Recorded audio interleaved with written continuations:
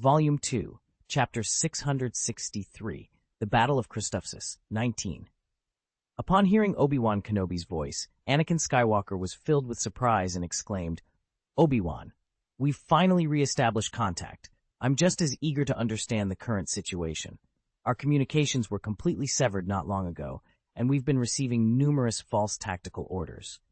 I've just reached the communications tower and discovered that CI-3331, a tactical commander known as Slick, is the prime suspect. Unfortunately, he has already escaped." As he spoke, Anakin signaled the soldiers nearby to send out a flare, summoning Captain Rex to join them quickly. In the holographic projection, Obi-Wan explained, "My technical team has discovered a Trojan horse within our communication system. They've managed to remove part of it and restore some functionality, but fully restoring communication will take more time. Time, however, is a luxury we don't have." He continued, "The situation is quite peculiar. The Trojan horse caused us to continuously send out distress signals." Distress signals.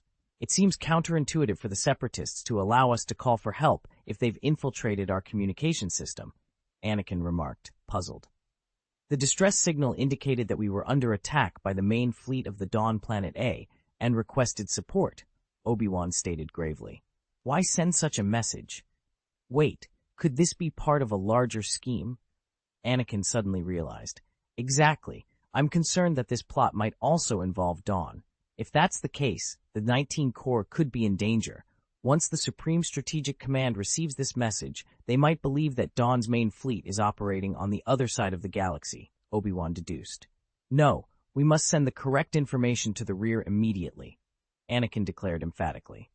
"At the moment, that's impossible.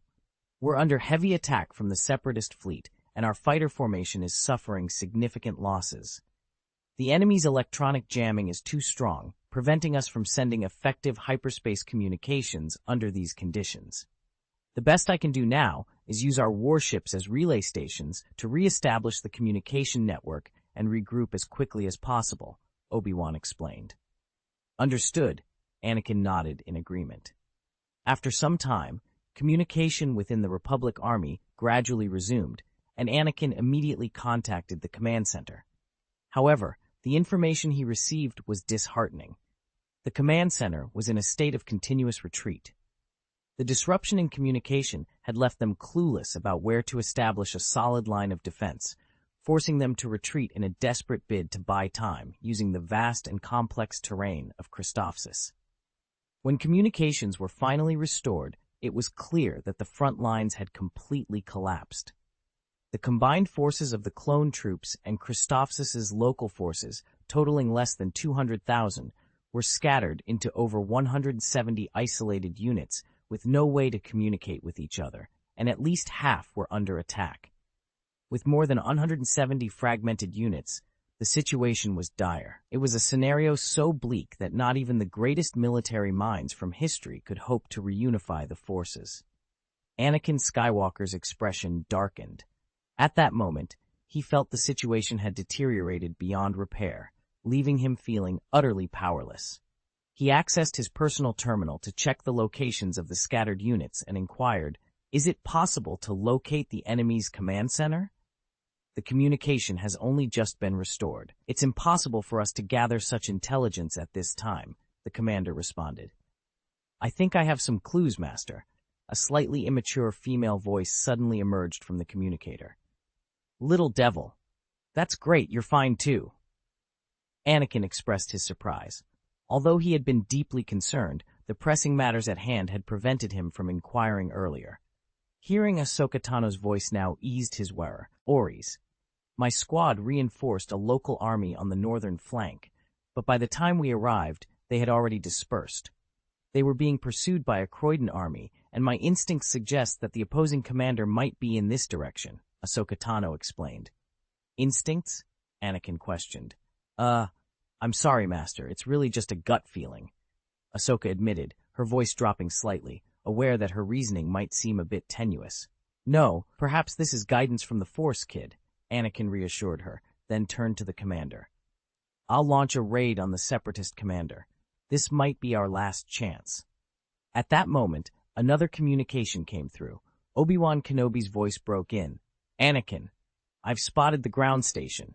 The battle on the planet Christopher Sis is turning against us, except in the direction of Crystal City. Our forces are facing defeat. We must consider retreating. No, if we retreat, the 35 billion people on Christopher Sis will fall into the hands of the Separatists. Anakin responded, his voice tense. Listen, Anakin, we're isolated in this battle, cut off from the Republic. This is extremely dangerous. If we don't act swiftly, we might be completely overrun. If that happens, the Separatist forces in this region will be unchallenged. Obi-Wan argued. No, as long as I can eliminate their commander, we still have a chance to win. Anakin insisted.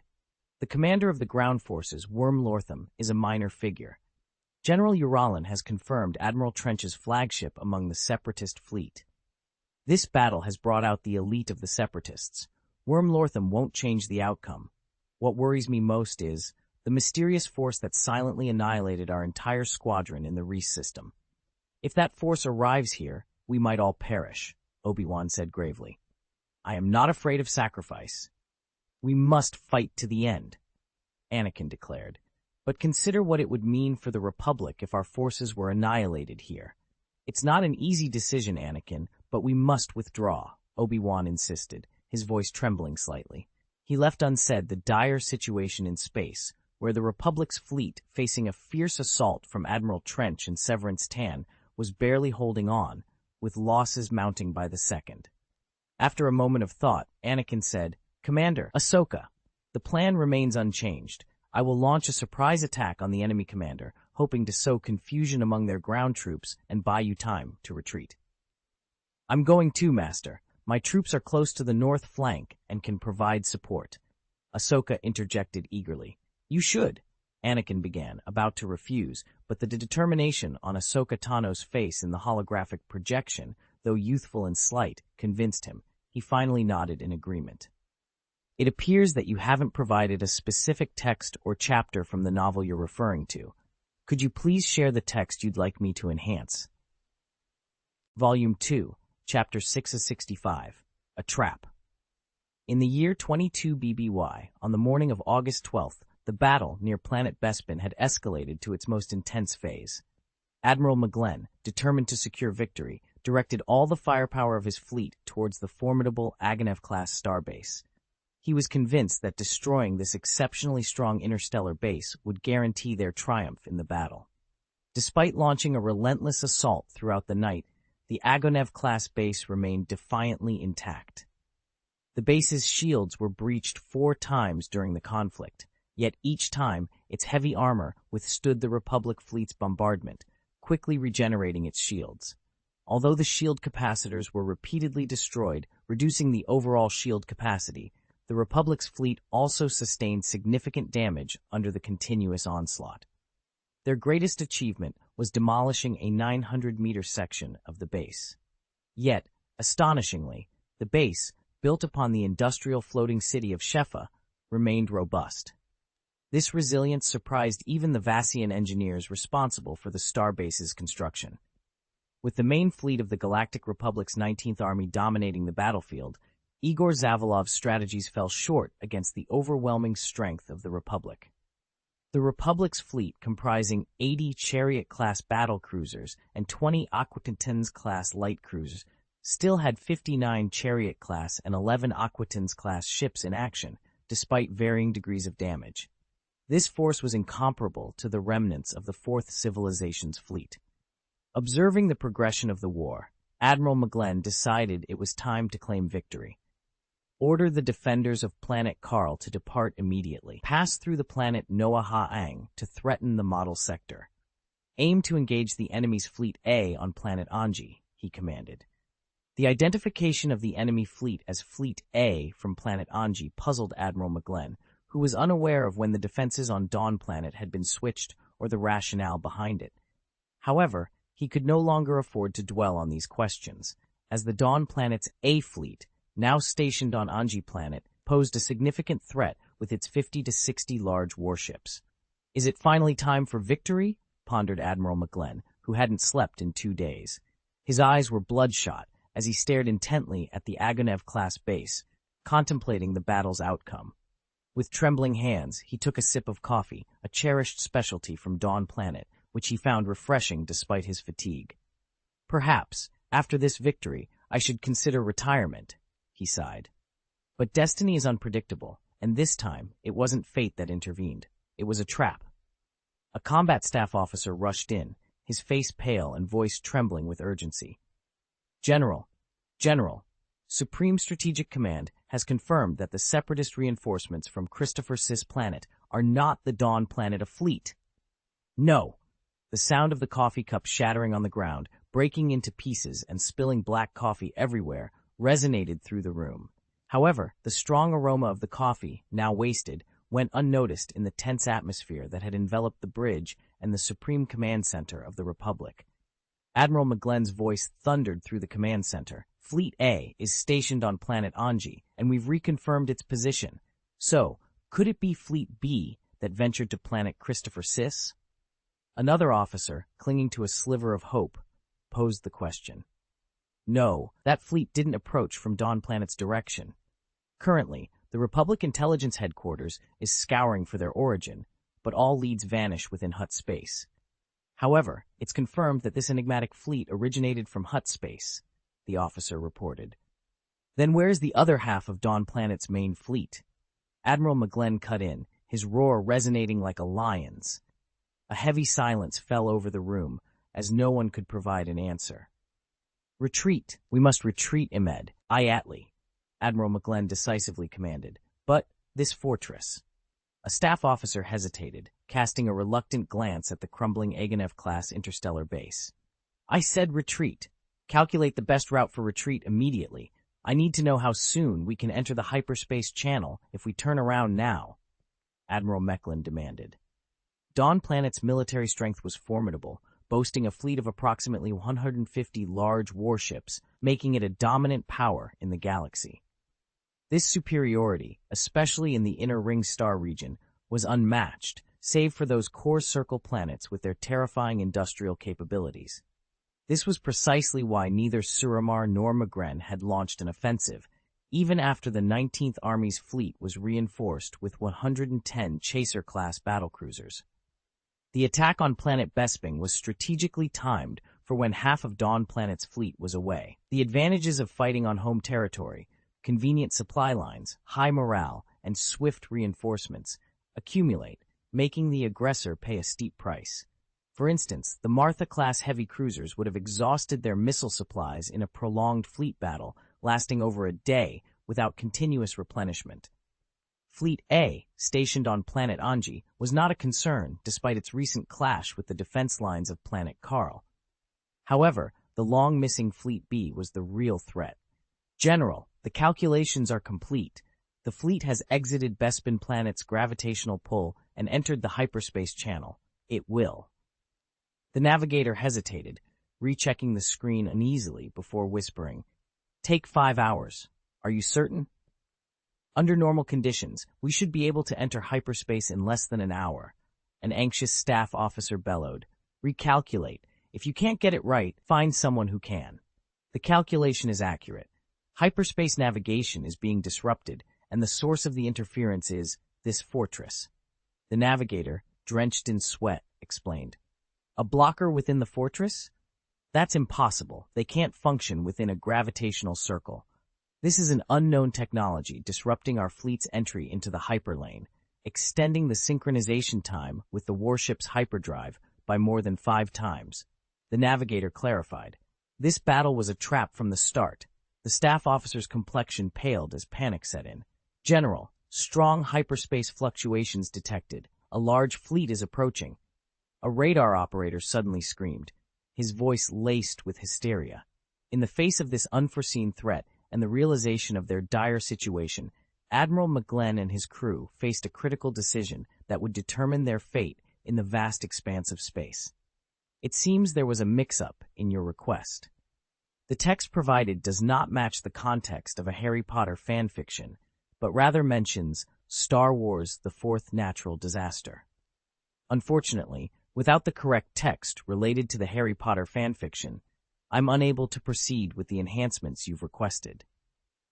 Could you please provide the correct excerpt from the Harry Potter fanfiction you'd like to have improved? This will enable me to assist you better by correcting grammatical errors, improving sentence structure, enhancing descriptive details, ensuring consistency in character actions and dialogues, removing redundancy, clarifying ambiguities, and adjusting formatting as per your request. Vol 2, Chapter 666, A New Year's Wish. In the vast expanse of space near the planet Bespin, an incredibly intense white light flickered as 60 large warships emerged from the hyperspace channel. The fleet comprised 20 Cole-class battlecruisers, 20 Sova-class aircraft carriers, and 20 Hegera-class battlecruisers, marking the arrival of the Fourth Civilization's Fleet B. The acting commander, 27-year-old Lin Nan, stood on the bridge with an air of seriousness that was uncharacteristic of him. His usually playful demeanor, often highlighted by his dyed blonde hair that seemed to light up the room, was replaced by a calm and steadfast presence. Many had considered Lin Nan the weakest link in the operation due to his relatively short service of less than 4 years in the fleet and his rapid promotion to adjutant by Severance Tan. However, with Severance Tan engaged in battle on the planet Christopher Sis, Lin Nan was tasked with a critical mission. Lin Nan's mission was to lead Fleet B, consisting of 60 warships, away from Bespin through a less monitored part of the hyperspace channel, then navigate back through smaller, uncharted subchannels without detection. This maneuver was fraught with danger, as the hyperspace tributaries were known to harbor terrifying creatures capable of threatening the entire fleet. Moreover, upon returning to Bespin, Lin Nan would have to orchestrate a decisive battle against the fleeing Galactic Republic fleet. Doubts about Lin Nan's capabilities were initially raised by Helmut Zemo, and even Tang Xiao showed hesitation. However, the seasoned naval commander-in-chief, Igor Zavalov, along with Severance Tan, who rarely offered praise, vouched for Lin Nan's competence.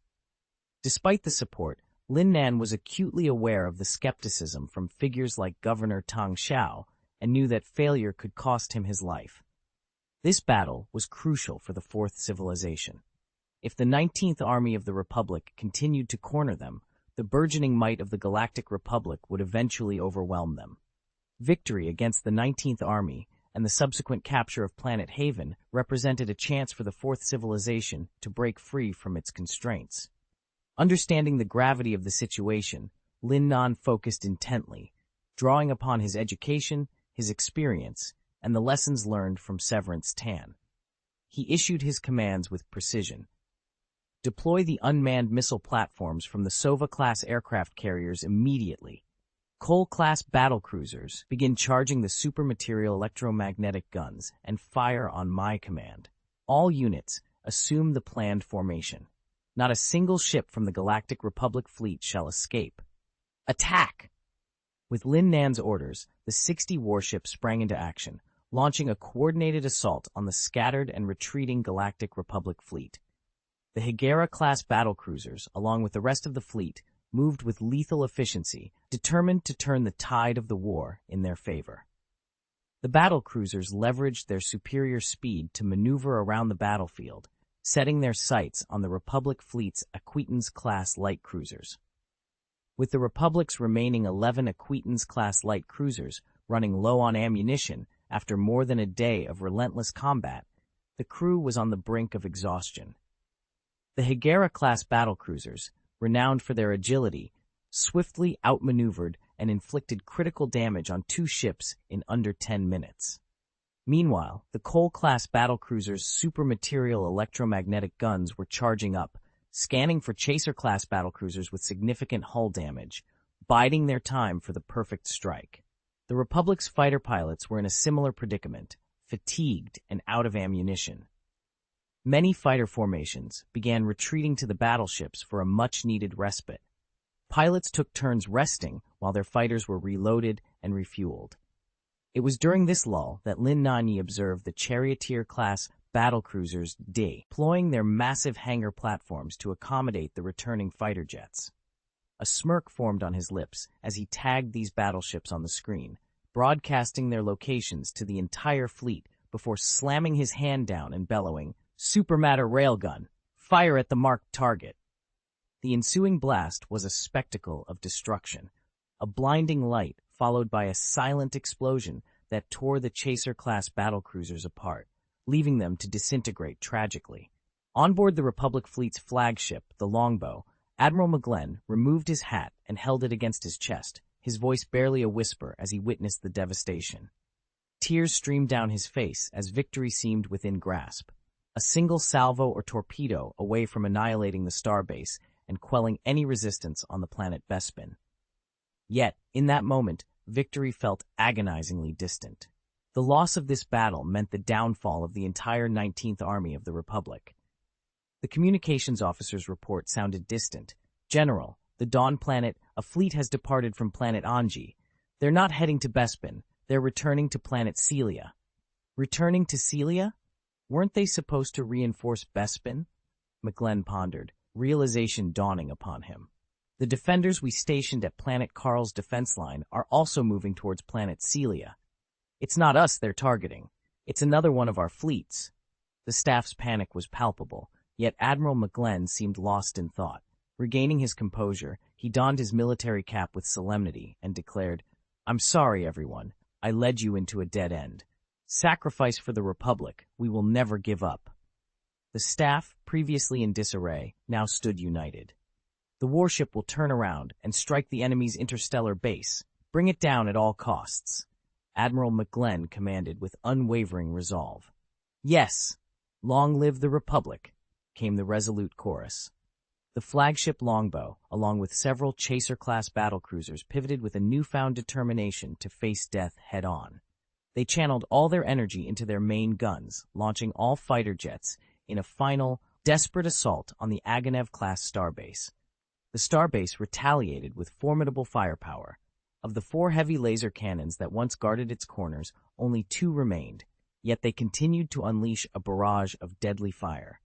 One by one, Chaser-class battlecruisers fell, but the survivors pressed on undeterred. In a heroic last stand, the Longbow and another Chaser-class battlecruiser collided with the Aganev-class starbase. The base, which had withstood the onslaught of 60 Chaser-class battlecruisers for days, finally succumbed. Boom, boom, boom. The explosions marked the end of a fierce battle, a testament to the sacrifices made in the name of the Republic. A violent explosion erupted at the interstellar base, igniting a series of catastrophic blasts that followed one after another. The force of the explosions was so immense that even the murky atmosphere surrounding the base was swept away, creating a vast void. The shockwave from the terrifying explosion expanded rapidly, reaching the frigates that were approaching the base. These ships were instantly transformed into twisted masses of metal by the force of the blast.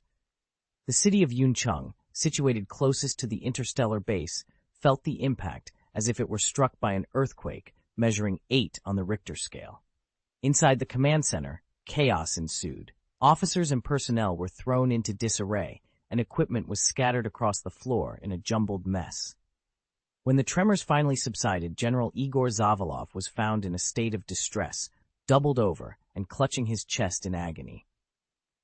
For those captivated by the unfolding events of Star Wars: The Fourth Calamity, further exploration of this gripping tale is available through various online resources. While the provided links are placeholders and cannot direct you to the actual content, the narrative continues to evolve, draw in readers deeper into its complex world.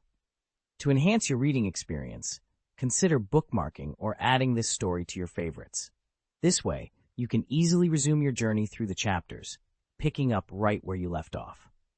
If Star Wars: The Fourth Calamity has captured your imagination, sharing this story with friends through social media or personal recommendations is a wonderful way to support the narrative. Your enthusiasm and support are greatly appreciated. Volume 2, Chapter 667, The Battle of Christopher Sis, Conclusion.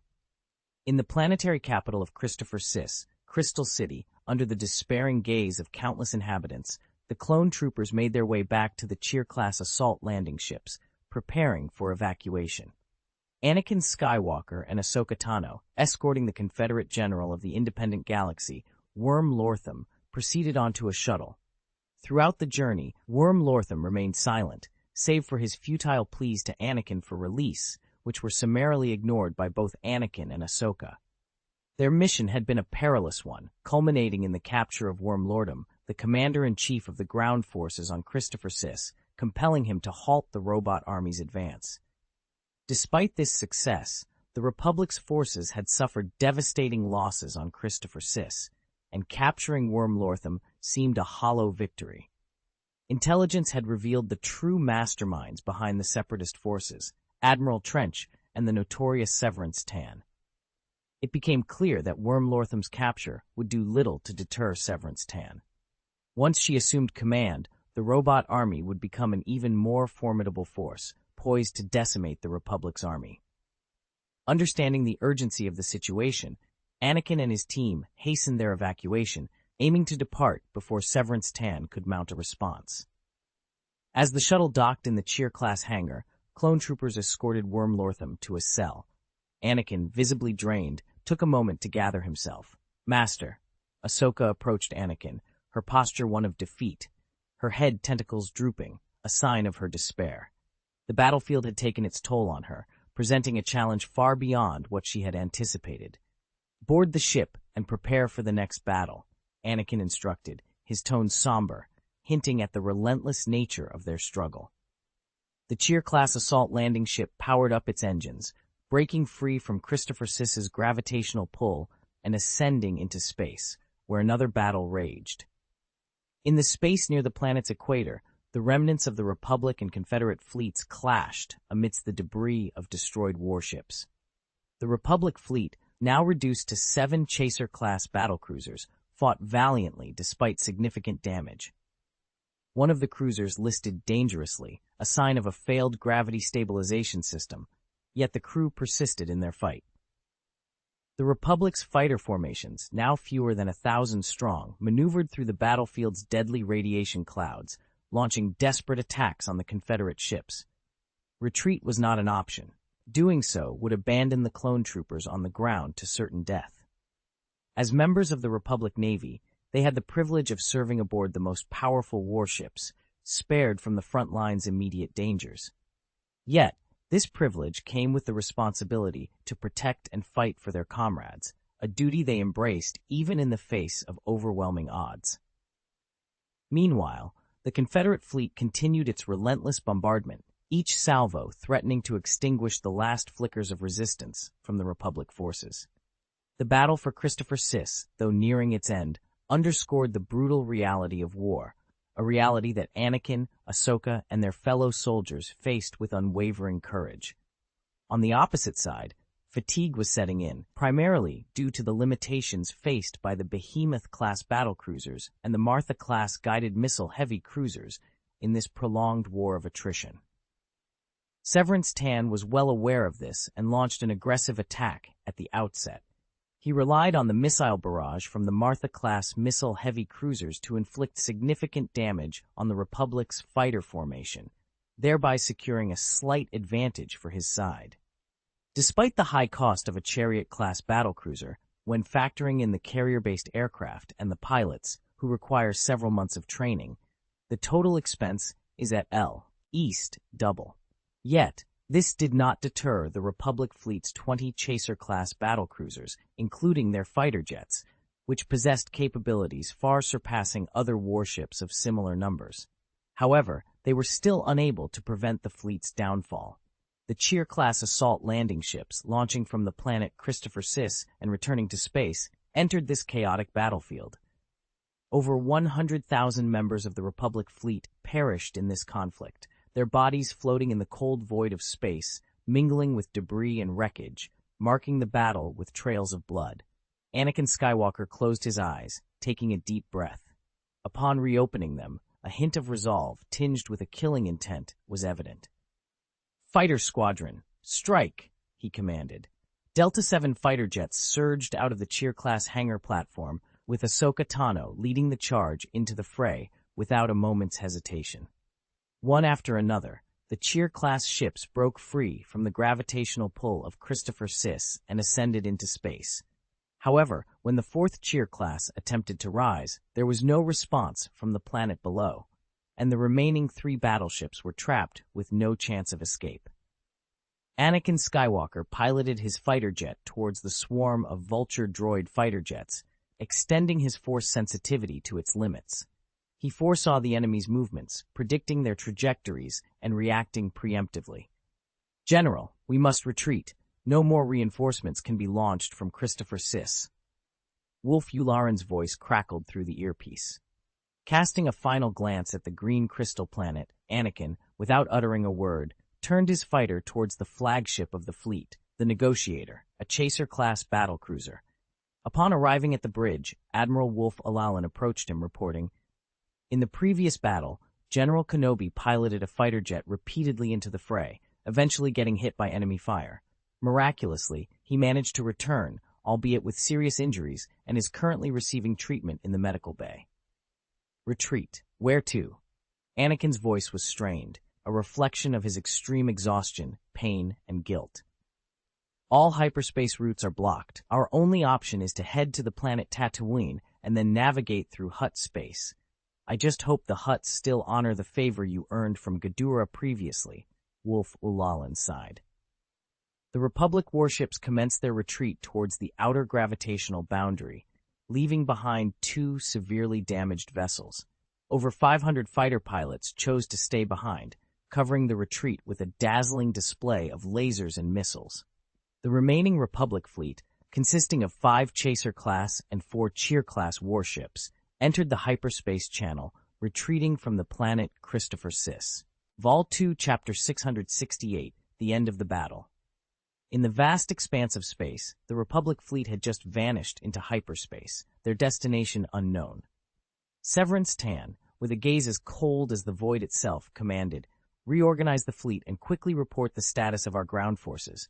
Why has there been no word from Worm? I demand an explanation for how so many Republic landing ships managed to escape." "General, I've just received word that General Worm has been captured by Jedi Knights," a signal officer reported, approaching with a heavy heart.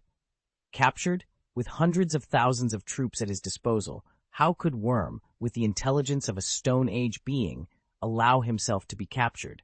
Severance Tan sneered, barely surprised. "Explain how this low creature Worm managed such a feat." "It's reported that they were tricked by 2 Jedi Knights from the enemy side and then ambushed. General Worm was with the Croydon troops at the time," the signal officer replied, his head bowed. "A feigned surrender? What was he thinking? Did he actually believe he could capture those 2 Jedi Knights alive?" Severance Tan laughed mockingly.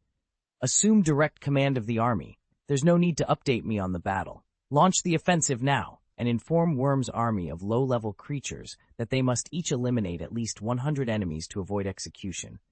Failure will result in immediate death." "Understood." Meanwhile, on the planet Bespin, the remnants of a tragic battlefield were slowly calming. The battle, which had raged fiercely for 2 days, was finally drawing to a close with the timely arrival of Fleet B, led by Lin Nanyi. The Republic fleet, already stretched to its limits, found its end as the Cole-class battlecruiser's supermatter electromagnetic guns obliterated most of the Chariot-class battlecruisers, which had opened their hangars in a desperate attempt to recover their fighter jets. With these battleships lost, the Republic fleet was unable to mount any organized resistance. Admiral McGlenn, realizing the futility of their situation, made the ultimate sacrifice by piloting the flagship longbow directly into an Aganev-class interstellar base, marking a tragic conclusion to the battle. Now, only a handful of Republic fighter jets remained, fighting stubbornly without the support of their mothership. In this devastating conflict, the 19th Army of the Galactic Republic lost its entire main fleet, comprising 80 Chaser-class battlecruisers and 20 Aquitans-class light cruisers. The entire crew, totaling 607,000 souls, including Fleet Commander Admiral McGlenn, perished. "General, a small squadron of Republic fighter jets continues to resist, likely with a Jedi Knight among them. Despite our attempts at persuasion, they've ignored all communications," a staff officer reported to Lin Nanyi. Lin Nanyi glanced at the battlefield projection and responded coldly, "Deploy all guard-level air defense destroyers and Vulture robot fighters. I refuse to let these remnants spoil my mood." "Understood."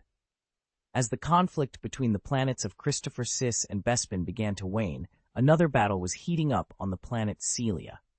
The 20 Chaser-class battlecruisers of the 19th Army of the Galactic Republic found themselves locked in fierce combat with Fleet A, led by Matt Horner, on the surface of Celia. These battlecruisers, initially stationed as defenders on the planet Carl, were mobilized by Admiral McGlenn, who, confident of victory, sought to preemptively strike and recapture the planet Noah Ha-Ang before advancing to Angie. This move was intended to prevent Fleet A from reinforcing Bespin. However, the Republic fleet was taken aback when they arrived at Celia, only to find the planet had turned against the Republic. Fleet publicly declared his intention never to return to the Republic and remained steadfast in his decision. However, at this juncture, the counterattack from Dawn Planet commenced. Fleet B made a surprising appearance on planet Bespin, while Fleet A, under the leadership of Maul Horner, did not head to planet Bespin for reinforcements. Instead, they executed a strategic maneuver towards the 19th Corps stationed on planet Celia. This move caught the squadron off guard, forcing them into a hasty engagement. As a defensive fleet, many of their fighter jets were not stationed on the battleship hangars, but were instead located at an armed space station for more efficient maintenance and resupply. Consequently, the 20 Chaser-class battlecruisers were not fully equipped with fighter jets. Under Matt Horner's command, the 54 warships of Fleet A pursued the Republic squadron. The Republic's formation of over 2,000 fighter jets quickly suffered significant losses against the stealth capabilities of the Fourth Civilization's Ghost fighters, losing air superiority. Without the protection of their fighter jets, the Chariot-class battlecruisers were outmatched by the Cole-class battlecruisers in the ship-to-ship artillery conflict. The Republic fleet commander was forced to order a hasty retreat. To make matters worse, Planet Celia activated a hyperspace blocker during the retreat. In the process of locating and neutralizing the blocker, several Chaser-class battlecruisers sustained severe damage. This brief encounter, lasting only half a day, resulted in the Republic squadron losing 12 Chaser-class battlecruisers, with 5 suffering such extensive damage that they were captured as trophies by Matt Horner. This battle effectively breached the defense line of Carl Planet, which the 19th Army had meticulously maintained. Shortly after receiving the positive news from Admiral McGlenn, Governor Sarama of the 19th Army was overwhelmed by a succession of devastating updates, leading to a stroke that left him unconscious. After being urgently transported to the medical facility, he departed, leaving the 19th Army in disarray, and returned to Coruscant. His intention was to personally report to Chancellor Schiff Palpatine of the Galactic Republic, detailing the campaign's events and resolving to hold the commander of the Battle of Christopher Sis accountable for the disgraceful defeat. Governor Sarama believed that misinformation from planet Christopher Sis led the 19th Army's staff to misjudge the battlefield situation, ultimately resulting in the main fleet's reckless assault on planet Bespin and its complete annihilation. However, before he could make his case to Coruscant, the Supreme Strategic Command of the Republic, after reviewing the Battle of Bespin and the Battle of Christopher Sis, issued arrest warrants for Jedi Master Obi-Wan Kenobi, Jedi Knight Anakin Skywalker, Jedi Apprentice Ahsoka Tano, and Admiral Wolf Uralin. They were suspected of dereliction of duty, treason, and leaking crucial Republic information, with orders for their immediate arrest upon return and subsequent trial by the Supreme Military Court. Meanwhile, Tang Xiao was concluding a summit of the Confederation of Independent Galaxies on the Lasak subplanet and had attended a private party hosted by Count Dooku. On his way back, he received news that left him perplexed. What? The Republic fleet escaped from Tatooine? Tang Xiao furrowed his brow in confusion. I had instructed Ghidorah to blockade this fleet. What on earth happened? Vol 2, Chapter 69, Betrayal and Reward. Tang Xiao's expression darkened as he ended one communication and swiftly initiated another. The holographic projection flickered to life, revealing Alok Basadi, a Hutt, leisurely enjoying a spice filter carved from a gemstone. Without preamble, Tang Xiao demanded, "What's the situation with Nalketa?" Alok Basadi, savoring the intoxicating flavor of the spice, replied after a moment, The situation has taken a turn for the worse. Tang Xiao's frown deepened. Alok continued. It involves the Desaligic family, specifically Jabba. He's always had his sights set on Tatooine. We've known that from the start, Tang Xiao remarked. Indeed, Alok agreed. He's been biding his time for 10 years, and now, with the civil war in the Galactic Republic, he sees an opportunity. What exactly has Jabba done? Tang Xiao asked, his tone growing colder. Alok took another leisurely sip of his spice, closed his eyes to relish the sensation, and then revealed he's planning to propose marriage to Ghidorah. The thought of 2 Hutts in that manner briefly crossed Tang Xiao's mind, but the implications of Alok's statement were far more shocking. A proposal? Between Jabba and Ghidorah? You must understand, the gap between our Basadi family and the Desaligic family is significant. This marriage proposal is not something we can easily dismiss, Alok explained. Tang Xiao's expression darkened further. So, to secure a marriage with the Desaligic family, you're offering Tatooine as a dowry? I find the term dowry peculiar, but I grasp your meaning. Yes, Tatooine will be under joint management by the Basadi and Desaligic families, Alok stated calmly. Sensing Tang Xiao's displeasure, Alok quickly added, this agreement between our families won't affect the security of your Titan gods or the Scourge Legion. Your fleet will still have free passage around Tatooine, and our partnership in the Banta Night Shuttle race will continue to be mutually beneficial. Yet you've allowed a Galactic Republic fleet to slip through your grasp, Tang Xiao pointed out icily. That doesn't conflict with the release of your fleet, Alok countered. After a moment of contemplation, Tang Xiao's demeanor softened slightly. Perhaps, for the Hutts, this is indeed the best course of action under the circumstances. Your understanding is greatly appreciated, Alok responded, his tone even. The communication ended, and Tang Xiao, consumed by a mix of emotions, punched the wall. He refrained from using the force, but the impact left his hand bloodied and created a shallow dent in the solid wall. Despite Alok's assurances, Tang Xiao couldn't shake the feeling of betrayal. It was a stark, undeniable betrayal. Tang Xiao was certain that Emperor Palpatine had a hand in this scheme. The desperate alliance between Jabba and Palpatine seemed all too convenient, mirroring their cooperation in the original storyline. Alok's assurances about Titan security and the Scourge operating as usual rang hollow. Without the Hutt's backing, both forces would undoubtedly face significant challenges in Nasada.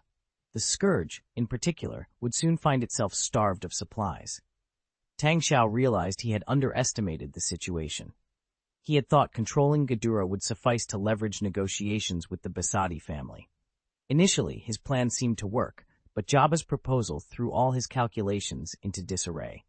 Ghidorah, deemed inconsequential by Tang Xiao and even by Jabba, was of no strategic value to the ambitious Alok Basadi, who wouldn't allow such a figure to control Tatooine's vital trade routes indefinitely. From another perspective, Ghidorah's previous plight, reduced to managing waste recycling, now seemed a distant memory. Tang Xiao's concerns about her financial acumen, given her position atop Tatooine's wealth, were indeed troubling. The recent kidnapping attempt on Ghidorah, although ultimately unsuccessful, had left a lingering shadow over Alok's heart. It raised a pertinent question. If even D. Ensconst in his Tatooine palace could be targeted, who was truly safe? This incident underscored Jabba's victory in the ordeal, despite Tang Xiao's efforts to rescue Ghidorah. For the Basadi family, accepting Jabba's marriage proposal seemed a strategic move. It promised not only to end the long-standing feud with the Desaligic family, but also to enhance their financial standing under Jabba's more formidable management of Tatooine. Furthermore, the alliance between Jabba and Ghidorah, as per their agreement, would significantly boost the Basadi family's income. The influence of Palpatine's machinations in the background was undeniable, especially considering the withdrawal of the Republic fleet from Christopher Sis, a move that had initially escaped Tang Xiao's notice. As Tang Xiao pondered these developments, he realized the importance of staying informed and proactive. He was determined not to be outmaneuvered in the shadows. With the stakes now clear, he was ready to protect his interests on Tatooine and safeguard Titan security in the Scourge, achievements he had worked tirelessly to secure. Want to eat snake meat? Be prepared for the possibility of snake bites, Tang Xiao mused, initiating a secure communication. The holographic projection revealed a 60-year-old woman with white, cropped hair, dressed in a sharp suit. "Your Excellency Governor, how may I assist you?" inquired Mrs. M, the Minister of Intelligence for the Fourth Civilization. "Activate one of our sleeper agents," Tang Xiao instructed, referring to Zero Deselegic, a member of the Hutt clan with a notorious reputation. "Inform Zero about Jabba's impending marriage to Ghidorah Besadi and his triumphant return to Tatooine. However, approach this delicately, leveraging Zero's connections with Count Dooku rather than making direct contact." "Understood," Mrs. M acknowledged, ready to execute the plan. Tang Xiao then inquired about the status of Bulka Hutt, who had previously betrayed intelligence to Severance Tan. Mrs. M reported Bulka's declining influence, especially given the Hutt clan's recent alignment with the Republic, which isolated those opposed to it. With his strategy set, Tang Xiao concluded the communication, only to be immediately contacted by Count Dooku. "I trust you enjoyed our recent hospitality," Dooku greeted with a hint of satisfaction. Tang Xiao responded positively, intrigued by Dooku's eagerness to share news. Dooku revealed a significant victory for their fleet in the Battle of Planet Falling, marking a crucial turning point. This news, while promising, added another layer to Tang Xiao's complex web of alliances and rivalries, reminding him of the ever-shifting landscape of power and influence he navigated, being utilized in the ongoing conflict. The strategic importance of disrupting the Republic's supply lines could not be overstated, and General Grievous's involvement indicated the operation's critical nature. The Galactic Republic's defeat at the Battle of Fallen was a significant blow, marking a turning point in the war, Tang Xiao reflected. The loss of 100 Chaser-class battlecruisers not only signifies a substantial military setback, but also a morale hit to the Republic. With their mobile fleet decimated, the Republic will struggle to mount any significant resistance in the near future. Count Dooku nodded in agreement.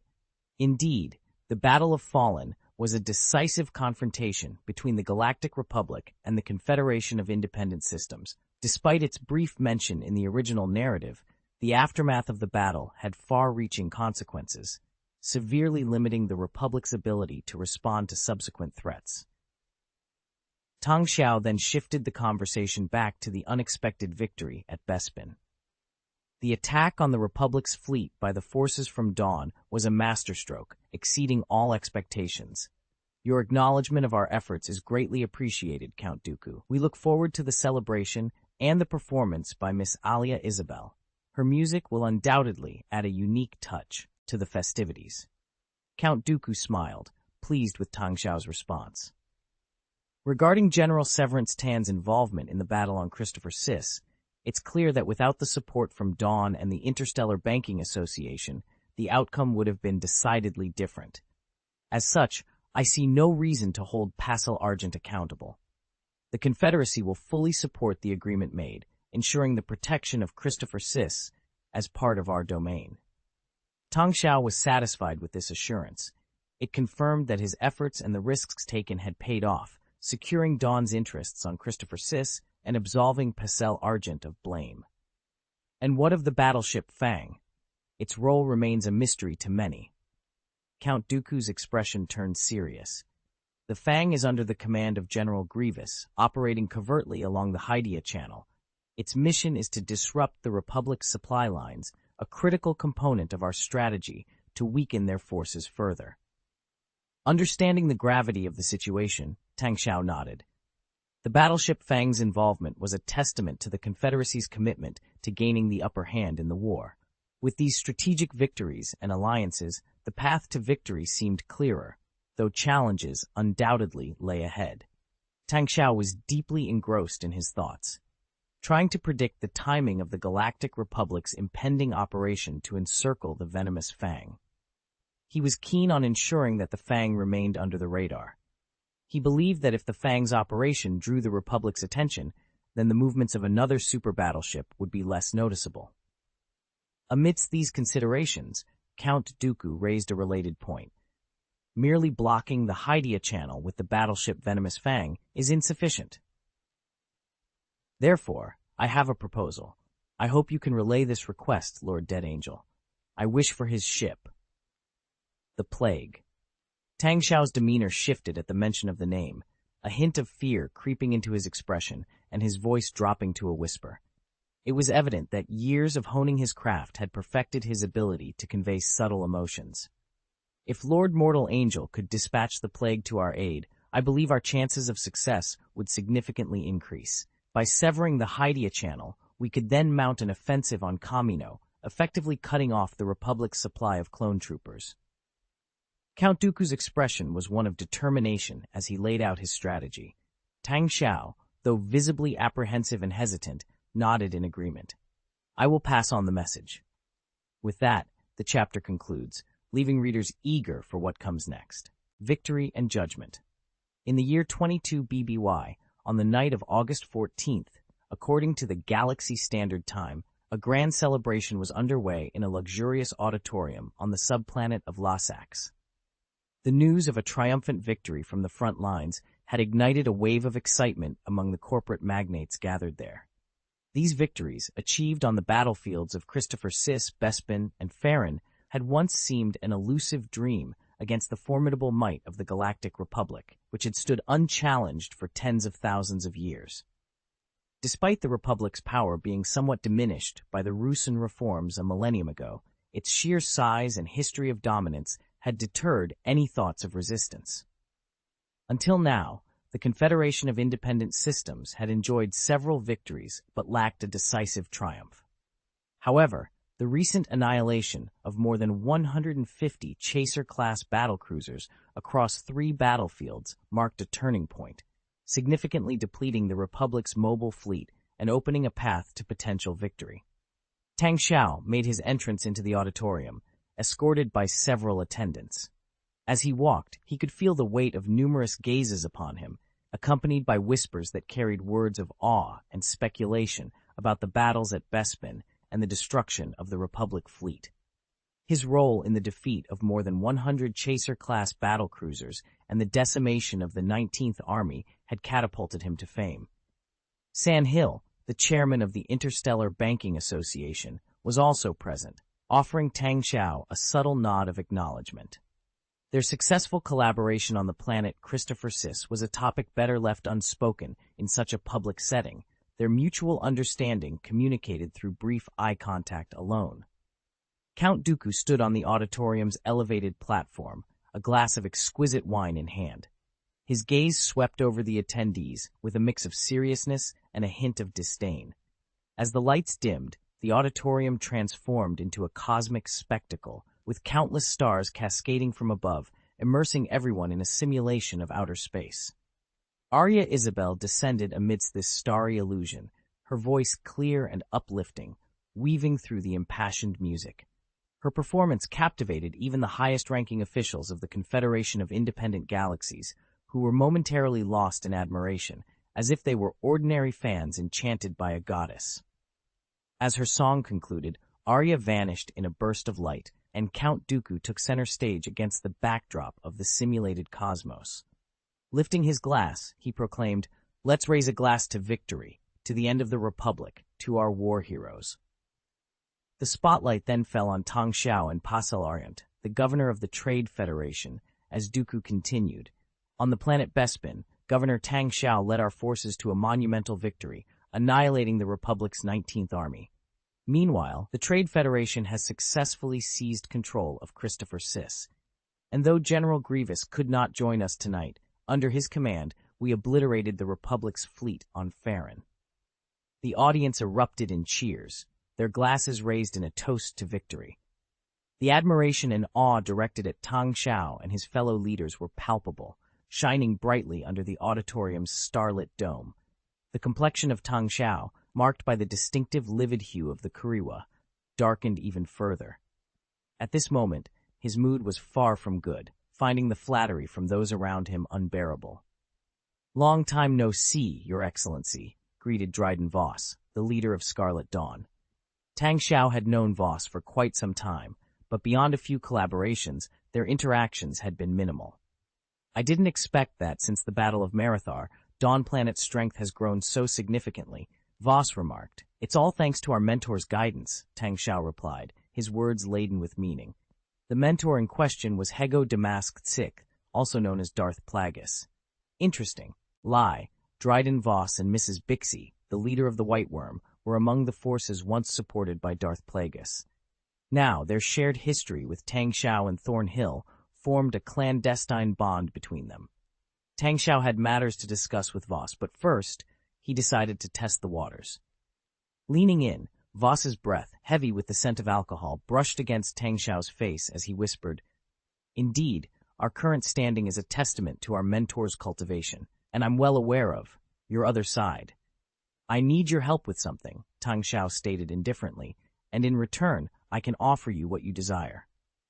"Without even knowing what I seek, you're willing to agree?" Such is the confidence of a war hero of the Confederacy. "Lord Governor," Voss said, his grin widening. The scar on his face twisted with his smile, lending him a somewhat grotesque appearance. "It involves the Hutts. Interested?" Tang Xiao asked, glancing at him. "Sounds intriguing," Voss replied, his expression turning sinister. "There's much we can accomplish. Let's go find her," Tang Xiao suggested, nodding towards a woman across the room. Dressed in an elegant black evening gown, she exuded grace and beauty. Her name was Bia. Meanwhile, on the subplanet of Losax and across the entire Confederation of Independent Galaxies, celebrations were in full swing, the joy of the moment overshadowing the lingering pain of war. However, the Galactic Republic was facing a dire situation. In just 1 month, after 3 major battles, it had lost most of its mobile fleet. Even with the production capabilities of industrial giants like Quarter Power Dock, replenishing these battleships would take significant time.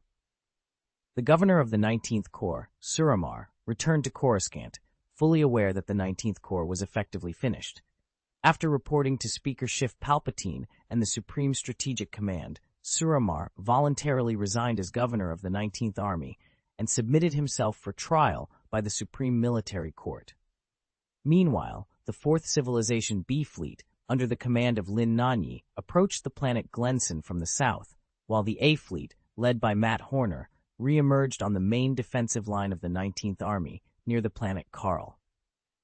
Without the support of their mobile forces, only a handful of Chaser-class battlecruisers remained, incapable of defending the 4 heavily fortified space stations on Karl's defensive line.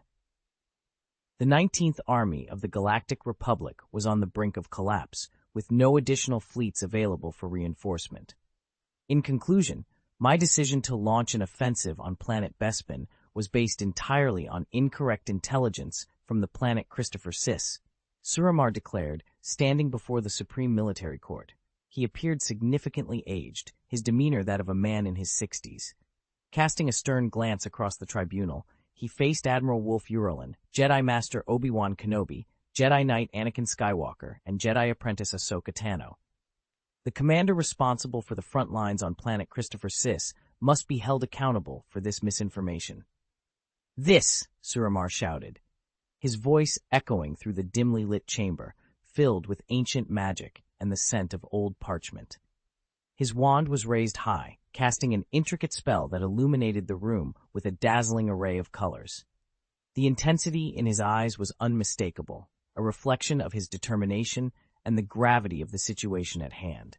Vol 2, Chapter 671, Trace of Fangs. Obi-Wan Kenobi solemnly addressed the council. "I take full responsibility for the battle that occurred on the planet Christopher Sith. During the engagement, our communications system was compromised by separatist spies who implanted a Trojan, leading to the issuance of incorrect orders. Additionally, the breakdown of the communication system contributed to our loss." Admiral Wolf Uralin, stepping forward with a sense of urgency, added, "It was an unforeseen factor. The betrayal of a clone trooper, CI-3331, was something we could not have anticipated. This incident highlights a flaw in the soldiers provided to us by the Kaminoans." The judge then turned his attention to Anakin Skywalker. "Jedi Knight Anakin Skywalker, what is your perspective on the betrayal by the clone trooper CI-3331? Anakin, maintaining a solemn expression, responded thoughtfully, "The betrayal was unexpected, and I acknowledge my oversight in managing the soldiers. I accept full responsibility for this failure and have no excuses." Ahsoka Tano, visibly distressed, fidgeted with her clothing, and remained silent. After considering the statements, the judge announced that the sentencing would be postponed. In the meantime, Obi-Wan Kenobi and the others were to be relieved of their duties and sent back to the Jedi Temple for reflection. "It's not your fault, Anakin," Speaker Shiv Palpatine said, his face etched with regret.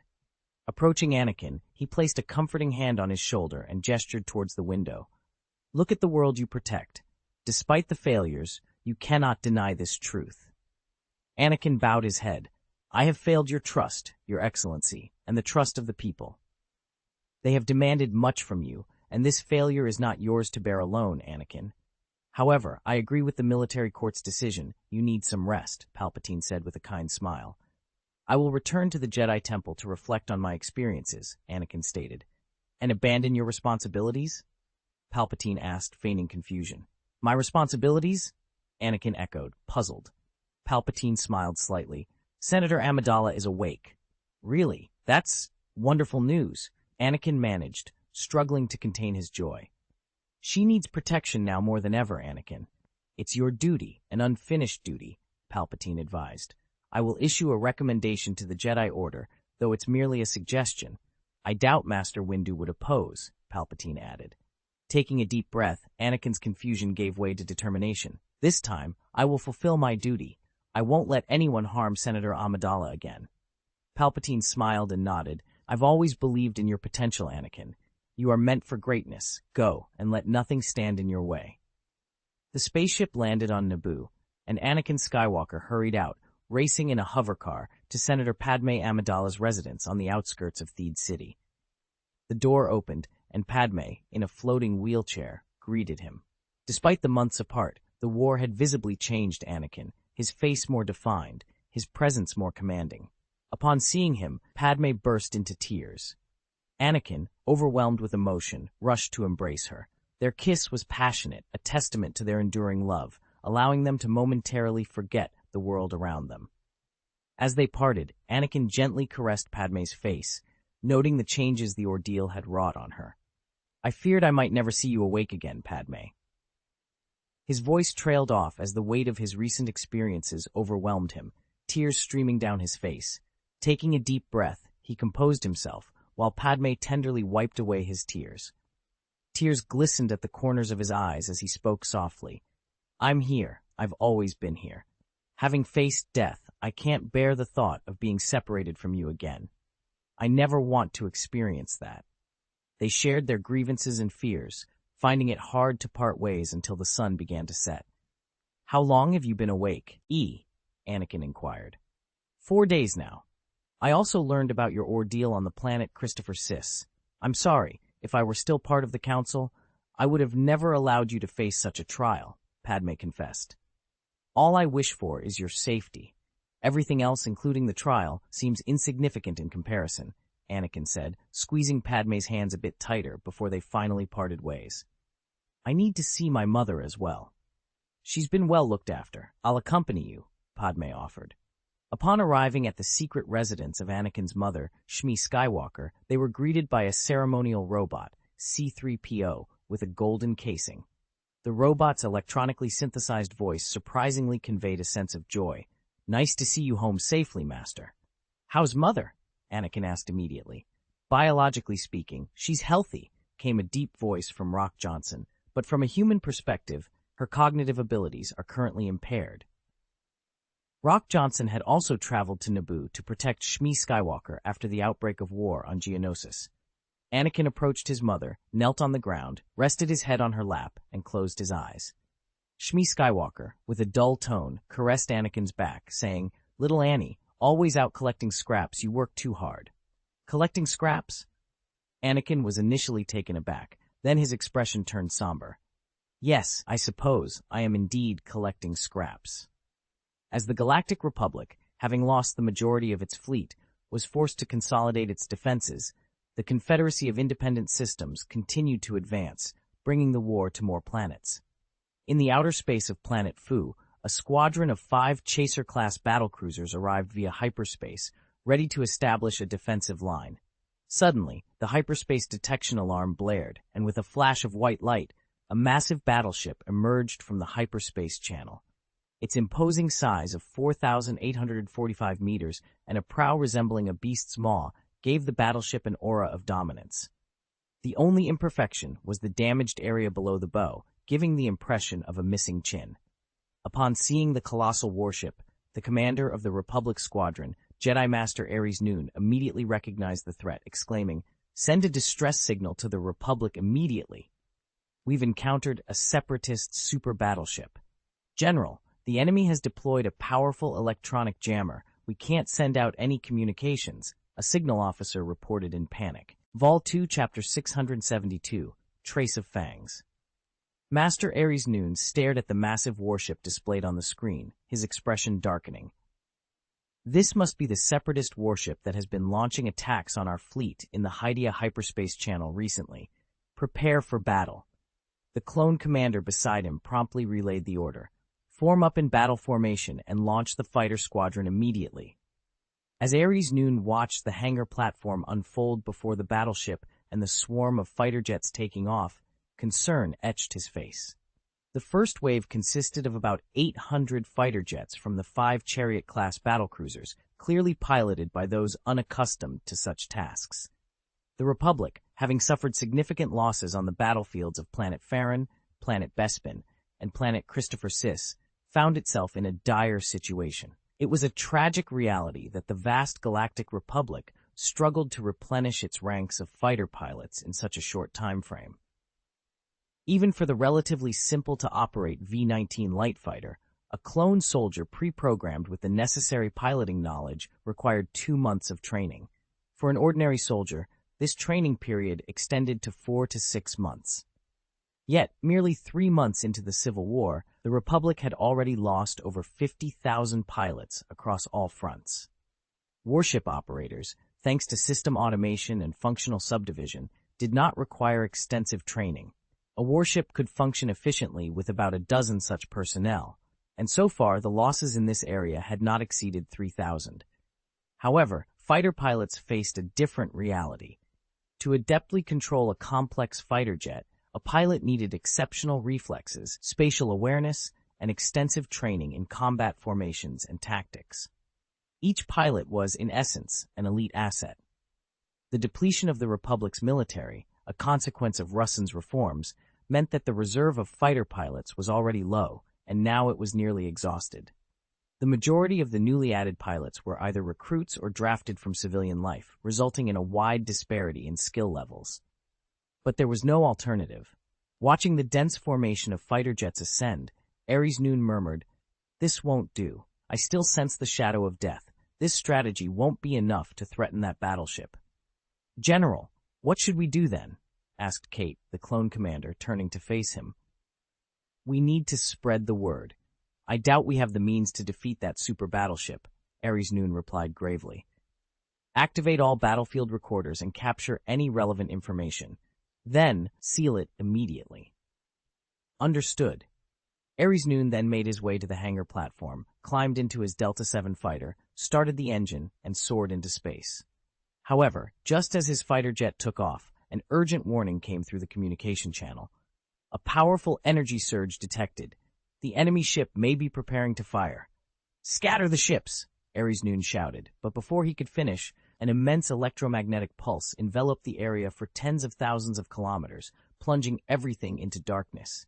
His fighter jet lost all control, its systems went offline, and it drifted through space on inertia alone. "Hey, Kate! Anthem! Respond!" Ares Noon called out over the communicator, but there was only silence. Meanwhile, on the bridge of the Fang, General Grievous burst into laughter. "Foolish Republic scum! Your end has come! Ha ha! Full speed ahead! Let's blast the Republic battleship to smithereens! Slowly! Ha!" The Fang surged forward, its hundreds of turbo laser cannons firing relentlessly. Without the protection of their systems, the Republic's ships were sitting ducks, vulnerable to the onslaught of the Separatist warship. The shield of the Chaser-class battlecruiser was no match for the relentless assault of the powerful turbo laser beam, which unleashed countless flames upon the armor of the warship. Under the continuous barrage, the Chaser-class battlecruisers eager to disintegrate, gradually being torn apart bit by bit. Tens of thousands of officers and soldiers aboard those warships could only watch in horror, trapped in a state of weightlessness and hypoxia, as their vessels were destroyed. The enemy's weapon has been identified. It's an electromagnetic pulse, Ares Noon managed to say, struggling for breath. The interior of a fighter was far less resilient than that of a battleship. Once the life support system was compromised, the limited air supply would be rapidly depleted. Ares Noon glanced at the memory device he had protected with the Force during the attack. Despite his efforts, the memory device was damaged, and it was uncertain how much of the recorded information had survived.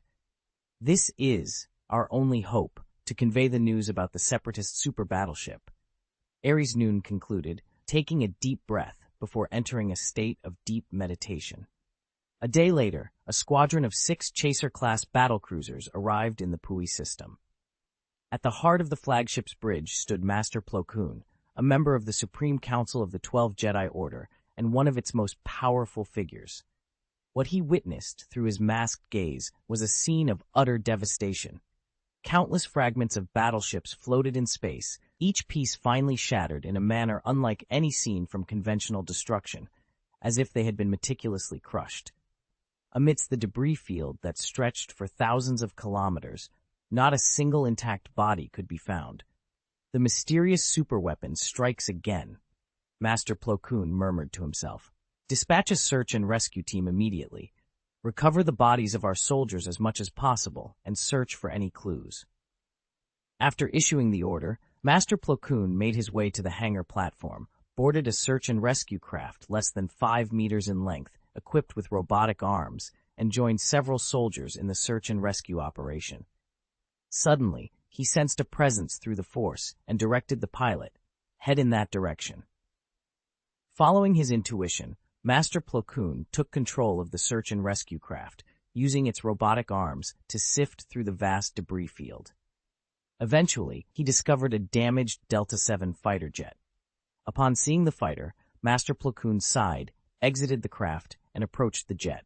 His powerful connection to the Force and his specialized mask allowed him to survive in the vacuum of space. He found Ares Noon's body inside the cockpit, peacefully seated and secured by the seatbelt, miraculously unharmed, despite the fighter being severely damaged by a turbolaser cannon. May the Force be with you, my friend. Master Plo Koon whispered softly.